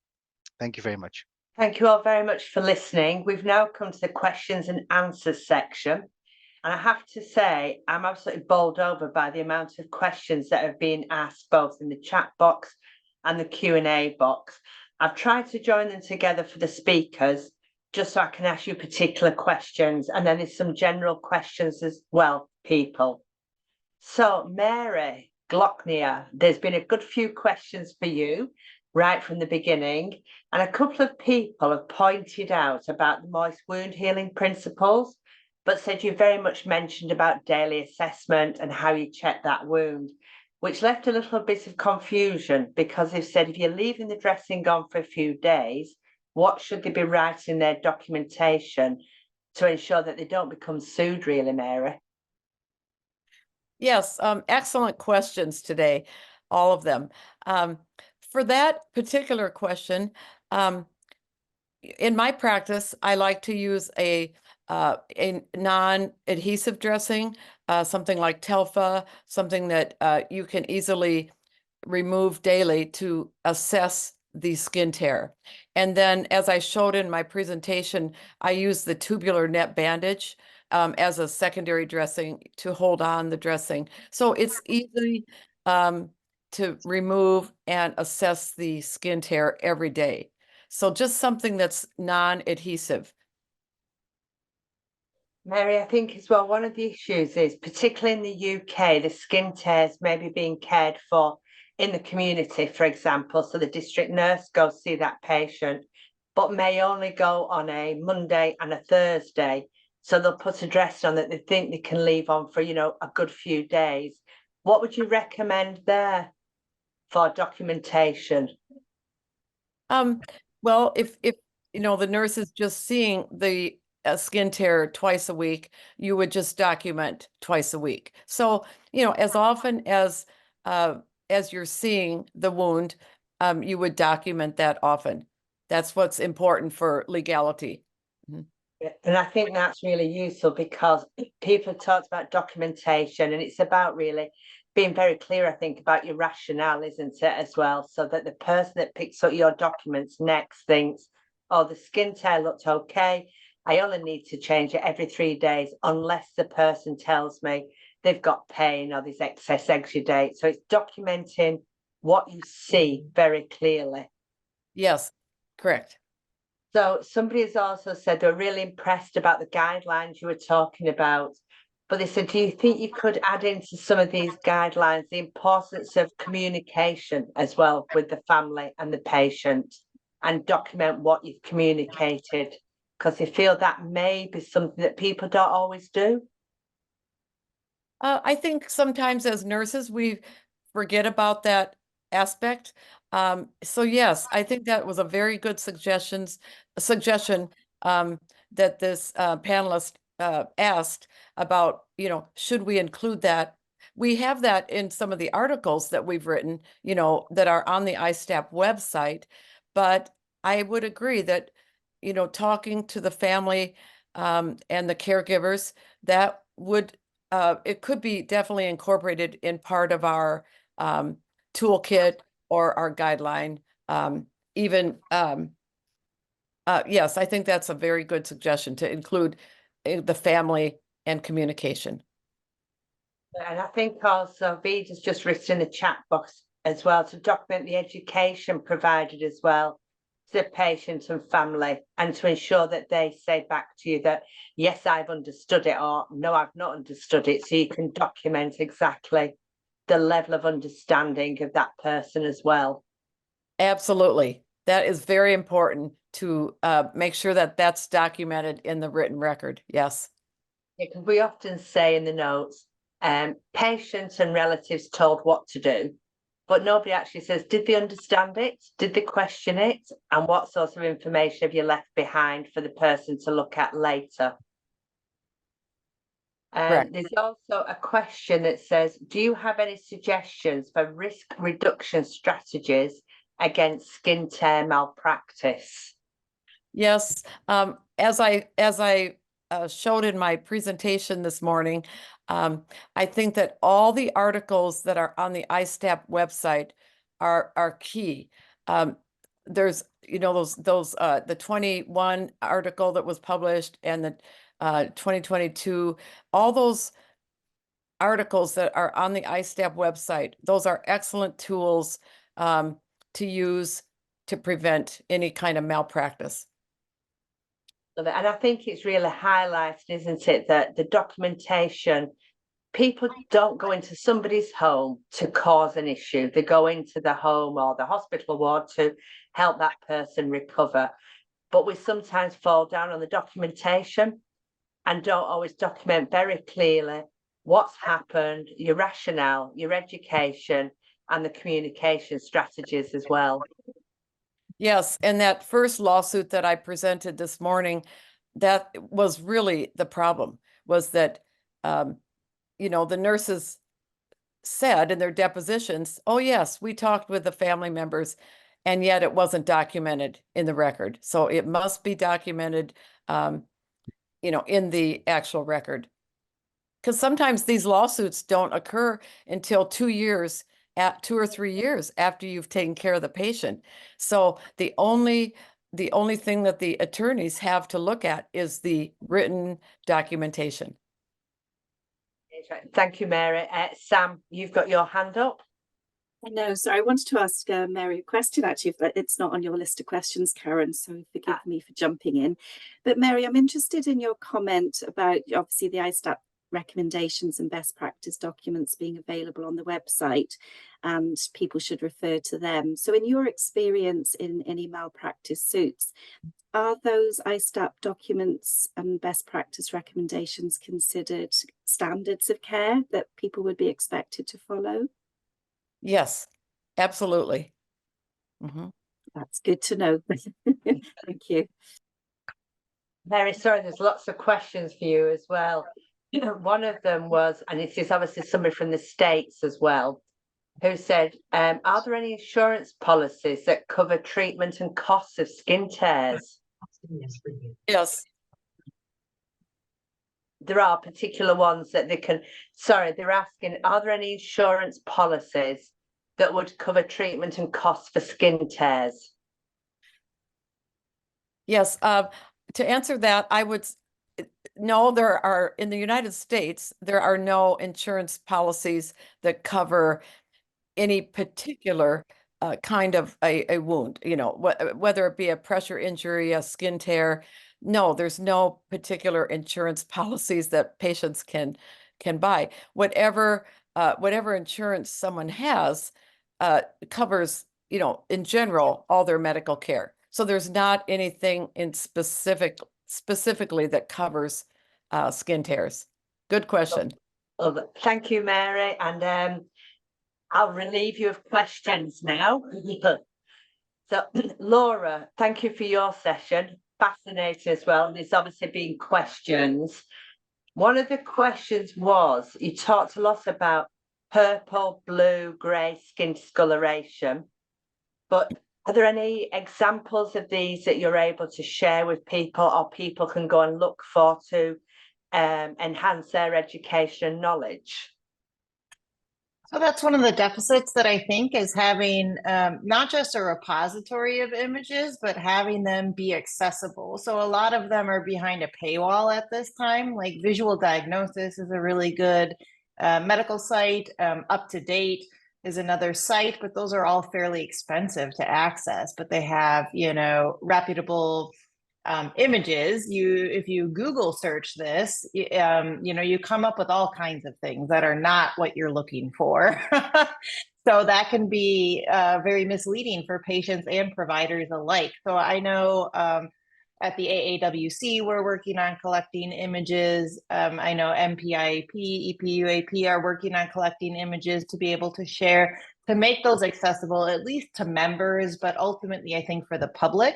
I'm working on also with the American Heart Association, looking for the presentations in ischemia and things like that amongst skin tone. So again, making sure that those are things that people can access. So I don't have anything free at this time, but that is something that I know multiple organizations are looking for, to be able to show that. Yeah, and we too are, Laura, as well. It's always really difficult. You also, it was interesting because you talked about culture as well, and not just looking at skin tone color, but looking at the whole patient, like we always teach as well. But how do you, because there's some cultures that people have been saying that look after their own family and will never access healthcare, and say, no, that's fine, we can manage it. How do you think we can reach those hard to reach communities to ensure that, not to ask them to come to hospital, but to ensure that they're able to protect the skin or actually manage a skin tear should that occur? Yeah, so making sure that the education is again accessible to people, that it's in the language that they're looking for. If you have certain populations that live near you, making sure that you have it, you know, translated into that language, and look at how people are accessing information too. And they're looking for shorter things, they're looking for things in videos. So to have them in that style of content and in the language, I think is very helpful to be able to reach as many people as possible. And then, you know, I like having pre-prepared like slide decks or, you know, short educational pamphlets and things for nursing schools and the like to hand out, because they're going to senior centers, they're going to community centers, they're going to churches and things when they're doing other vaccination clinics, etc. So that would be a good opportunity to be able to, hand out that information and extend your reach in whatever community, the culture that you have where you live. Also, Laura, because obviously we're talking about skin tears within today as well. Do you think that within some cultures that skin tears aren't perceived to be a wound? That this is just a skin tear, so why should I worry about it? Yeah, in the medicine culture, I would say that they feel that way, right?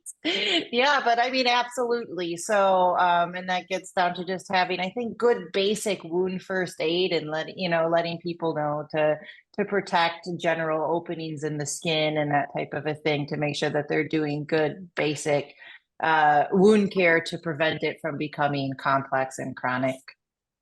Do you think it translates as well, Laura, the term skin tear? Think it translates across cultures, or does it get lost?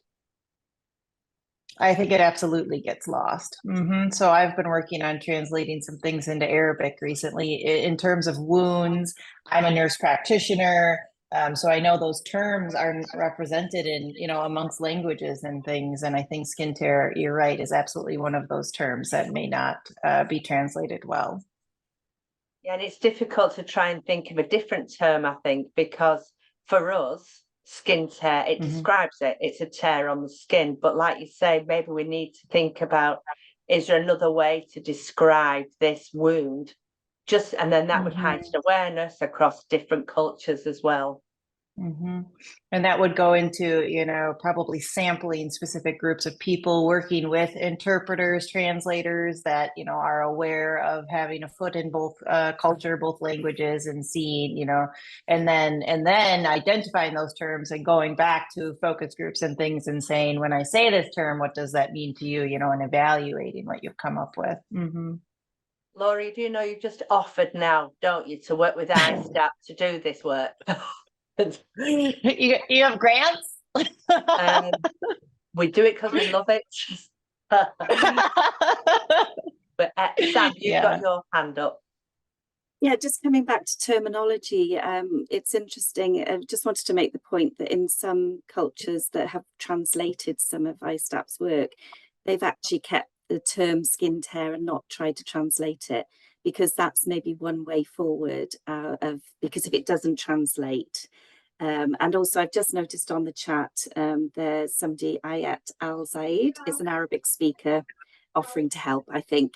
I've just offered his or her help, sorry. But yeah, so I think that it's worth thinking about, does the word or the term skin tear need translation, or is it that we just adopt that term with a good definition and good educational materials to support adoption of it? Thank you, Karen. Thanks, Sam. Thank you, Laura. Elizabeth, you've got your hand up. Yeah, we talked briefly about systems, and when you look at terms, I just want to bring up that the issue of systems, if you're thinking of changing the language, I come from the US, and there's very specific language that if you did move away from skin tears, there are at least our payers and our government regulators would call certain things for non-payment, and where it would be recorded on forms, particularly in long-term care where many older people are residing, at least in the US. And skin tears are part of the assessment, but lacerations, for example, is not. So we need to think about the implications, because words do count. And if there are implications beyond like regulators and payers, not just, people understanding. So I just want to point that out.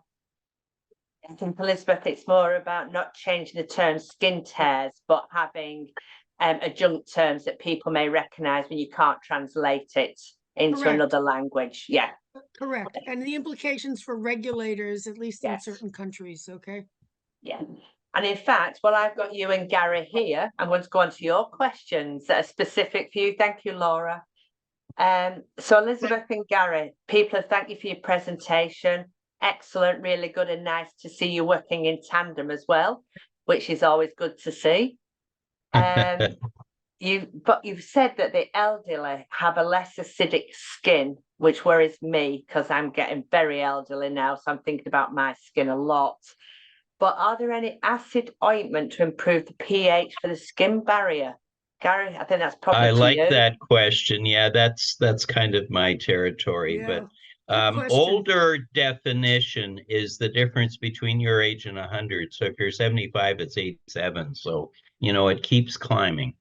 But in terms of the acid creams, any cream containing glycerin or lactic acid will help decrease the pH. And of course, the lower the pH, the less likely pathogenic bacteria will come on the skin. And the acid mantle kind of protects us from a lot of bacteria. So that's one way that we can do it. So look for things. There's quite a few that will have glycerin or lactic acid, or ask your pharmacist for some advice on that. And then Elizabeth, going on from what Gary's just said, so that's just like your science base. When you're trying to get this message out to the general public, particularly because we're trying to get people to prevent skin tears, how do we get across to people which creams to use at different ages? Well, I really believe very strongly in getting the message into lay magazines and literature that people read. And for instance, in the United States, there are organizations geared to the elderly that people read. And to me, it'd be wonderful if, and I'm sure other countries have this also, the US is not unique in this, but getting the information, an article, a quick little article written that maybe could be in there. I also think that having discussions with the large pharmacy chains, every country has, different places that products are sold. So, and that, many times the people will go to the pharmacist as a recommender of, what should I put on my skin? And there's many products over the counter. So I think, linking with them on a corporate level would be really, helpful so that people, when they're searching, could ask somebody reliable and not just say, well, you use this brand, whatever. And I think getting multiple messages from ISTAP onto the internet, because many people are searching for information on YouTube and other places. So I think it's a multiple bombardment of information to people. Some people use the internet, some people don't. Some people use printed journals, some people don't. So I also think that there's lots of news programs that have like health and information segments. And if you can get a popular reporter or somebody to maybe interview one of you on ISTEP Day or something to get the message out, that would be another vehicle that I would recommend ISTEP to look at. And there's another, a comment really, that we all know skin's really important. We know it's the largest organ, and we know that everybody has skin, therefore we should all be interested in it. But it's often seen as, it's what I keep telling my students, and they look at me blankly, but still it's seen as, oh, it's only skin, and why should I be interested, and why should I develop my knowledge in this? And yet that's the only organ everybody's going to have to look after at some point in their careers. How do you think we excite people about learning about the skin and its structure and how to manage it? I'll start and I'll let Gary finish. How's that? And I think that one of the things that, when I taught in several schools of nursing, so carving out some time in the curriculum to really talk about skin is a challenge. And I think one of the ways that I did was to get content on the state boards, because at least in the United States, if questions are asked on state boards, then it gets taught in the curriculum. And if you can get to your state boards and talk about the importance of skin, how it really is a window into so many other health and illness conditions that patients have, when you think about it, renal disease with uric acid on the skin, for example, liver disease with jaundice on the skin. that it can be an early indicator of pathology that's going on to people, that would be a reason to really pay a little bit. And you all can come up with lots of other examples. Those are just two that popped into my head. That the skin really is important.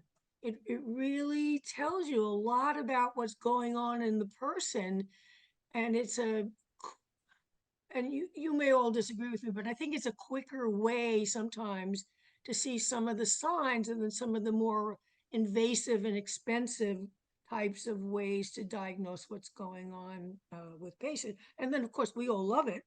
So, I think our passion is really something that we can infuse into, students. So, Gary, as the dermatologist, what else would you like to add here? I think skin needs a 10% stratum corneum moisture to be intact. As we get older and the skin's thinner, it's more susceptible to dryness. Don't overbathe. You only need soap under your arms and the groin around the anus. You don't need to scrub the rest of your skin. Apply the moisturizers within 2 to 3 minutes. Low allergens, so you don't want lanolin and you don't want perfumes. Humectants bind water to the stratum corneum, urea, lactic acid, ceramides, glycerin, and emollient moisturizers keep, if you like, an oil film above the skin. And so those are things like Vaseline Intensive Care or, Pond's cream, etc. And on that, I'll stop. Thank you both. So I'm just thinking that skin is the gateway to understanding the health of the patient and trying to let people know more about that. It's the external reflection of the internal milieu. I like it. I'm going to copy all these down. I'm going to borrow it, Gary. You may. You'll hear me say it soon and you'll think she's copied off me. I'm okay with that. That's a form of flattery. No problem. No problem. Thank you, Gary. Thank you, Elizabeth. Jill, there's a few questions, particularly for you as well. And somebody said, how do you differentiate a skin tear from MARSI? Because people are thinking they're getting a lot of incorrect, people saying the wrong thing. I just went completely blank then. Yeah, look, that's really tricky. I think that it is confusing, and I agree with that in clinical practice. It's hard because the MARSI is a trauma and the skin tear is a trauma, and it does just remove it can damage the very outer layer of the skin. So I'm not sure how you can actually do that precisely. But I think it's about looking at the etiology of the injury and the mechanism of action and the shear force. So I think the shear force from the adhesive or the tearing force is very similar to the skin tear mechanism. It's a bit like of injury. Melanie. Was talking about, isn't it, that you didn't have a skin tear, but that shear force from the plates. Chicken and egg sometimes as well. Absolutely, yeah. And I think that there's clearly more work to be done there. And I was thinking a lot about that when in the mammography section that Melanie presented as well. There's lots of kind of overlap that we haven't really thought a lot about that need more research. Yeah. Actually, there's another question as well, Jill, which is, we have global standards such as the International Classification of Diseases, ICD. Do you think that using that can sometimes perpetuate a silo approach because we're required to classify and code, and then it stops a joined up thinking? Yeah, that is such a good question. And I have thought about that a fair bit. And look, I've got feet in both camps there, because we really do need to have clear definitions and classifications. But I think contextualizing those classifications within the bigger picture is always is always critical. You can't separate different injuries from the person and what they and their multimorbidities and all the factors that can contribute to a skin injury. So yeah, it really is tricky. And we had this conversation about language as well. And I think that's an important consideration, to consider the language. It has to be consistent and standardized. But you know, my bottom line is always looking at the holistic approach. But I think also in terms of holistic approach, and as I said, we have become, we were a little bit siloed because we maybe had blinkers on. We were just looking, for instance, if we are just looking at, say, pressure injury prevention, then that can, you know, lead us down a pathway of just thinking about terminology about pressure injury and so forth. So while we still have those very important terminologies, I'm hoping that perhaps as we move forward and there's evolution in our language and how we approach skin safety, that we can perhaps come up with some more inclusive and holistic terminology that can represent skin vulnerability and frailty and what the implications are for that. But that's a ways off yet. And I think Elizabeth made a good point as well about payers and being able to be paid. Exactly. Say laceration, that just suddenly ruins everything. So we've got to be so careful. Yeah, and I think adding to that, you know, the whole issue certainly about penalties and litigation around, you know, there was a lot of penalties around pressure injury prevention. So it made people very, very focused on, okay, we this is really important and it's a key performance indicator for healthcare providers. And then maybe to the detriment of looking at other skin safety issues. Yeah, it's a minefield. Once you start chatting about it and everybody starts saying their bits, you think, oh, if I do this, it'll affect that. If I do that. Very much a cascade issue. Yep, agree. Brilliant. Thank you, Jill. Thank you. There's been now, surprisingly, Chloe and Annette, there's been lots of questions about your skin tear packs. So somebody's asked, really loved the session, thought it's a brilliant idea, but they weren't sure whether or not you had a contact layer dressing included within the pack because they only heard the calcium alginate, the silicone bordered, and they would prefer to use a contact layer as a primary dressing after bleeding is managed with a type 1 skin tear. Thanks for having us. Yes, definitely there's a contact layer part of the pack. So the calcium alginate can be your contact layer if there's bleeding. And then if there's not bleeding, as per the pack, you don't need to use the calcium alginate. The silicone foam itself has a silicone layer over the top.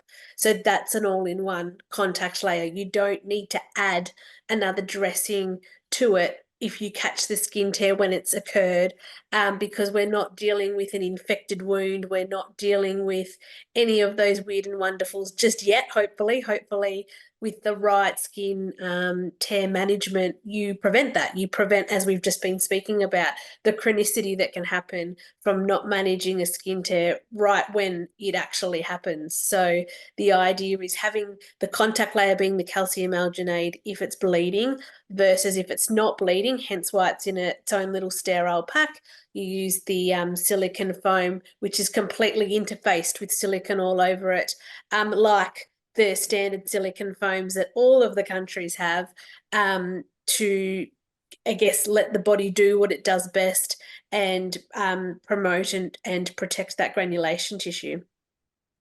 And then the next question was, again, loving the skin tear pack, but who's responsible to ensure that the skin tear packs are refilled and available for the care homes or aged care centres, wherever they are?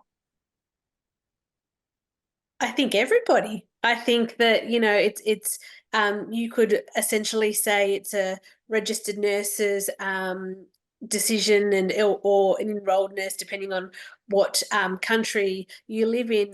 Here in Australia, we have registered nurses and enrolled nurses, But at the same token, if they're not available, or if you're grabbing one as an unregulated worker and a carer, then replace it essentially with everything in looking after someone's healthcare. Is that, you know, if you take something, then always replace it, because, you know, to come back to it, it's very handy if you're preparing for somebody else that's going to come after you. And equally, the skin tear pack, the idea of it is that you can also use it as a consumer, or if you're going out on day trips for like disability workers, etc. So whoever's in charge of packing that day, for example, or having all the care needs in place, everybody is responsible for protecting everybody's skin. And then somebody else has said, you said there's a decrease in the number of skin tears sustained after the pack was introduced, which is brilliant. Do you think that's associated with the improved education, and therefore more attention is being given to skin handling, moving, and prevention? I'm going to let Annette answer this one because she was at the forefront of that. Go for it. Go on, Annette. Thanks, Chloe. Yes, is the simple answer to that. I think there was just a heightened sense of knowledge, engagement, and as a result, that has been one of the byproducts. Absolutely. Have they cascaded the information down, Annette, to other places as well? Once people have learnt about it, have they been sharing education? Outside of the organisation that did the trial? Absolutely. It's actually really interesting. In the organisation I'm currently in, we have a new registered nurse who came along, recently employed with us, and said, at my other previous job, I used this amazing skin tear pack. Do you have those? So it's really been quite enthusiasm generated from word of mouth, as well as I guess the practical implication where staff are actually seeing it. So it's helping to generate some enthusiasm around that. I think just to pick up on something Chloe mentioned as well, the generating out into the community. Some of the colleagues we have in aged care are also working in the disability and community sector, and they're coming back and saying how amazing it is to just have some of those kits in the bus trip. So when someone accidentally has an injury when they're out, they know they're actually treating it with what is best practice in the first line of defence when it's actually occurred, perhaps, you know, at a community outing or in a shopping centre, and not back at the home where the patient actually resides, where they don't necessarily, you know, it might just be a good old Band-Aid that, you know, isn't the best practice because that's all they usually have in the first aid kit. So it's been actually really helpful. And also, people are really interested to get more information about this. But you did mention you'd published, haven't you, Chloe and Annette? Would you be able to send one of us on ISTAP or Troy the links to your papers? We can put them on the website so people can go and have a look, and then they can see about your work and what you did. Yeah, absolutely. We published in the European Wound Management Association journal. Samantha Holloway helped with that. So yes, definitely. We can definitely email you guys the link to the paper. It's no problem at all. Chloe, Annette, thank you for staying with us, because it's probably silly o'clock where you are at the moment, but thank you very much. Really interesting. Thank you. Melanie, thank you for joining us. You're not at silly o'clock, you're the same time as us, which is good. Fascinating. Everybody's been saying they've listened to everything you've said, because it's an area that people haven't thought about as well. You're going to have your mammogram and you just think, yes, you're going to get a squashed breast, but you're not going to get any skin damage. And people are really shocked about it. And they want to know, you've done this narrative review now. Are you going to be doing more work in this area to try and highlight it and, well, raise awareness, really? Yeah, thank you, Karen. We've recently had ethical approval at Salford, and we're just waiting for NHS ethics approval to conduct a retrospective study, because what we want to do is try and get some retrospective data just to see if skin tears are reported within any organisations. And all of that data, the narrative review, the retrospective study, will then inform a prospective study. Because what we want to do then going forward is develop communication strategy, patient information leaflets, better reporting, when we've worked with the mammographers and consultant mammographers within some NHS organisations, the cards are so small for mammographers to assess a woman's skin before the mammogram and afterwards. So there isn't space for them to actually record any skin damage. We've been doing lots of training locally in the Greater Manchester area, and also on our mammogram programme here in Salford. There is a day dedicated to tissue viability and skin tears in mammography, and that's been happening for the last 4 or 5 years. So we're really pleased that locally, but yeah, we are working towards a retrospective and then a prospective study to look at this in more detail. Mel, do you think you would, and I'm just making things up now in my head, really. Do you think you develop a skin tear pack then, like Chloe and Annette have done? Yeah, I was thinking about that because I was thinking about some work that had gone on in the Isle of Man when one of the nurses in A&E had developed a skin tear pack for elderly patients who came into A&E and did some training with A&E staff. So I think, yeah, as Annette and Chloe were talking, I thought, well, that'd be really great for mammographers because we've written some guidance. We've got the new National Breast Imaging Academy. We've got an online module now that we've created so mammographers can actually go and do that training on e-learning for health. But yeah, it would be great to have a kind of pack for mammographers so that they can reach for that. Obviously, it makes sense. Because I also think we've talked about, Chloe and Annette very much talked about older people and managing the skin tears, but with mammography, it could be a lot younger woman that gets this skin tear. And we do sometimes forget that we always think everything's for older people, when in fact the skin can be really quite fragile and frail in the younger people. So how do you think you're going to get that message across to younger people who might just think, oh, I've just got a bit of a cut, I don't have to worry about it? Yeah, so other work that we've been doing is actually to do what we call a kind of ethnography, a digital ethnography. So we've got a paper in review at the moment where we've been actually looking at forums, where patient forums, women's forums, where women are reporting and putting pictures of themselves and their skin injuries, their skin tears. And it's made for obviously quite distressing and also quite fascinating reading. So what we found is actually there are a lot of women who are young who are getting skin tears, and they're then putting other women off because they think they're going to get skin tears as well. And it's not your usual type of patient. As I said in the Nelson study, and that was locally in Greater Manchester, that actually, you know, 2 of the women who developed skin tears were perimenopausal. They had a familial history of cancer, had gone for screening, for symptomatic screening, and they developed a skin tear. We think it's all to do with education about staying still during the compression of the breast, not pulling away, and obviously general information about not putting creams on your breast, not wearing deodorant. But also, I think there is a duty of care for the mammographers. You know, some of the women who contributed to case studies in our chapter talked about not being heard, not being listened to. So again, we've made that as part of our training for mammographers and for the National Study Days as well, that it's really important. Fascinating, Mel, because what you just said about the not creaming and the not wearing deodorant, when you go to the doctors or you go to, say, the dentist, the hospital, and you're like, you have a shower, don't you, generally? You put your deodorant on, you cream up because you don't want people to think you're unclean, you want to look your best. And yet this is completely the opposite. Don't cream, don't put deodorant on. But that's the first thing you do before you go out. Yeah, so again, it's changing patient information leaflets for those undergoing mammograms. Yeah, there's a complete change. Some we're very lucky.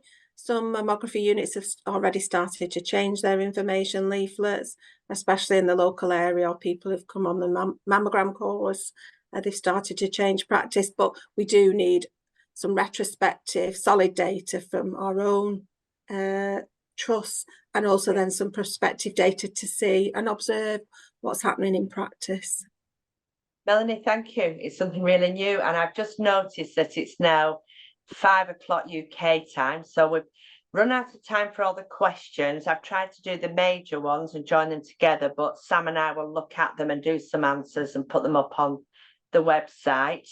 So just for my closing remarks, I'd like to thank all the speakers. Obviously, it's been fascinating. I've learned loads, and I hope that the participants have as well. Thank you all very much for staying on. I know we're running over a little bit. I'd also like to thank all the sponsors who makes this day possible, and to thank Troy, who's working like a Trojan behind the scenes to make sure this all works well as well. So thank you, Troy. Thank you to NSWOC as well for having us. And thank you to all the regional directors. I think they were really interesting to hear that this truly is a global organisation. You can see what people are doing. I do encourage everybody, if you're not a member of ISTAP, to please join, because everything is free, which is always a good. So you can go to the members area, but also we hold our nominations for director posts as well. So that's always really good that you can become a part of ISTAP and really help us change. Things are changing, and I think all the sessions today have very much told a story, from telling you about the skin, why it's important, to how to prevent skin tears, how to help people in the community, but also new areas that we've maybe not thought about for a long time. The sessions are all recorded and should be up on the website within the next couple of days. And please do fill in the evaluation forms, which will ensure that you do get your certificate as well. And Troy has his hand up. Troy. If I could just invite all of our regional directors, our presenters, anyone who's on here as a panelist, to just turn on your video for a second. We'll just do a quick group photo, if you don't mind, as well, that we could post afterwards. So I'll let those who are on behind the scenes here. Yes. Mary, Salva, Heidi, Pia, Emmy. Do you want me to go off? No, come on. All our presenters and regional directors, everyone here. We want to get a good group photo of everyone involved.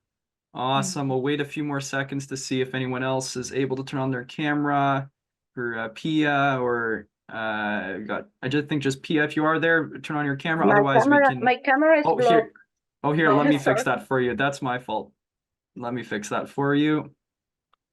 You can try now if you'd like. And Sebastian, same thing. Thank you so much. I'm sorry to interrupt your presentation there, Karen, but we couldn't miss this great video. So I'll count down from 5, and then everybody smile. So 5, 4, 3, 2, 1. Big smiles. Thanks so much, everyone. And I'll turn it back over to you, Karen. Thanks, Troy. And it's just to say thank you to everybody. We like to be an open organisation. It was founded, as you know, with Sharon and Kim many years ago, and it's just continued. We've continued to work on their great work. So please do join us. Don't feel shy about asking questions either, and do access the website. And we look forward to seeing you all again in April 2025 for the 4th World Without Skin Tear Day. And thank you to Sam as president for getting us all together, and Mary for sorting out this great education day. So thank you all very much. Have a good morning, evening, or night. Thank you all.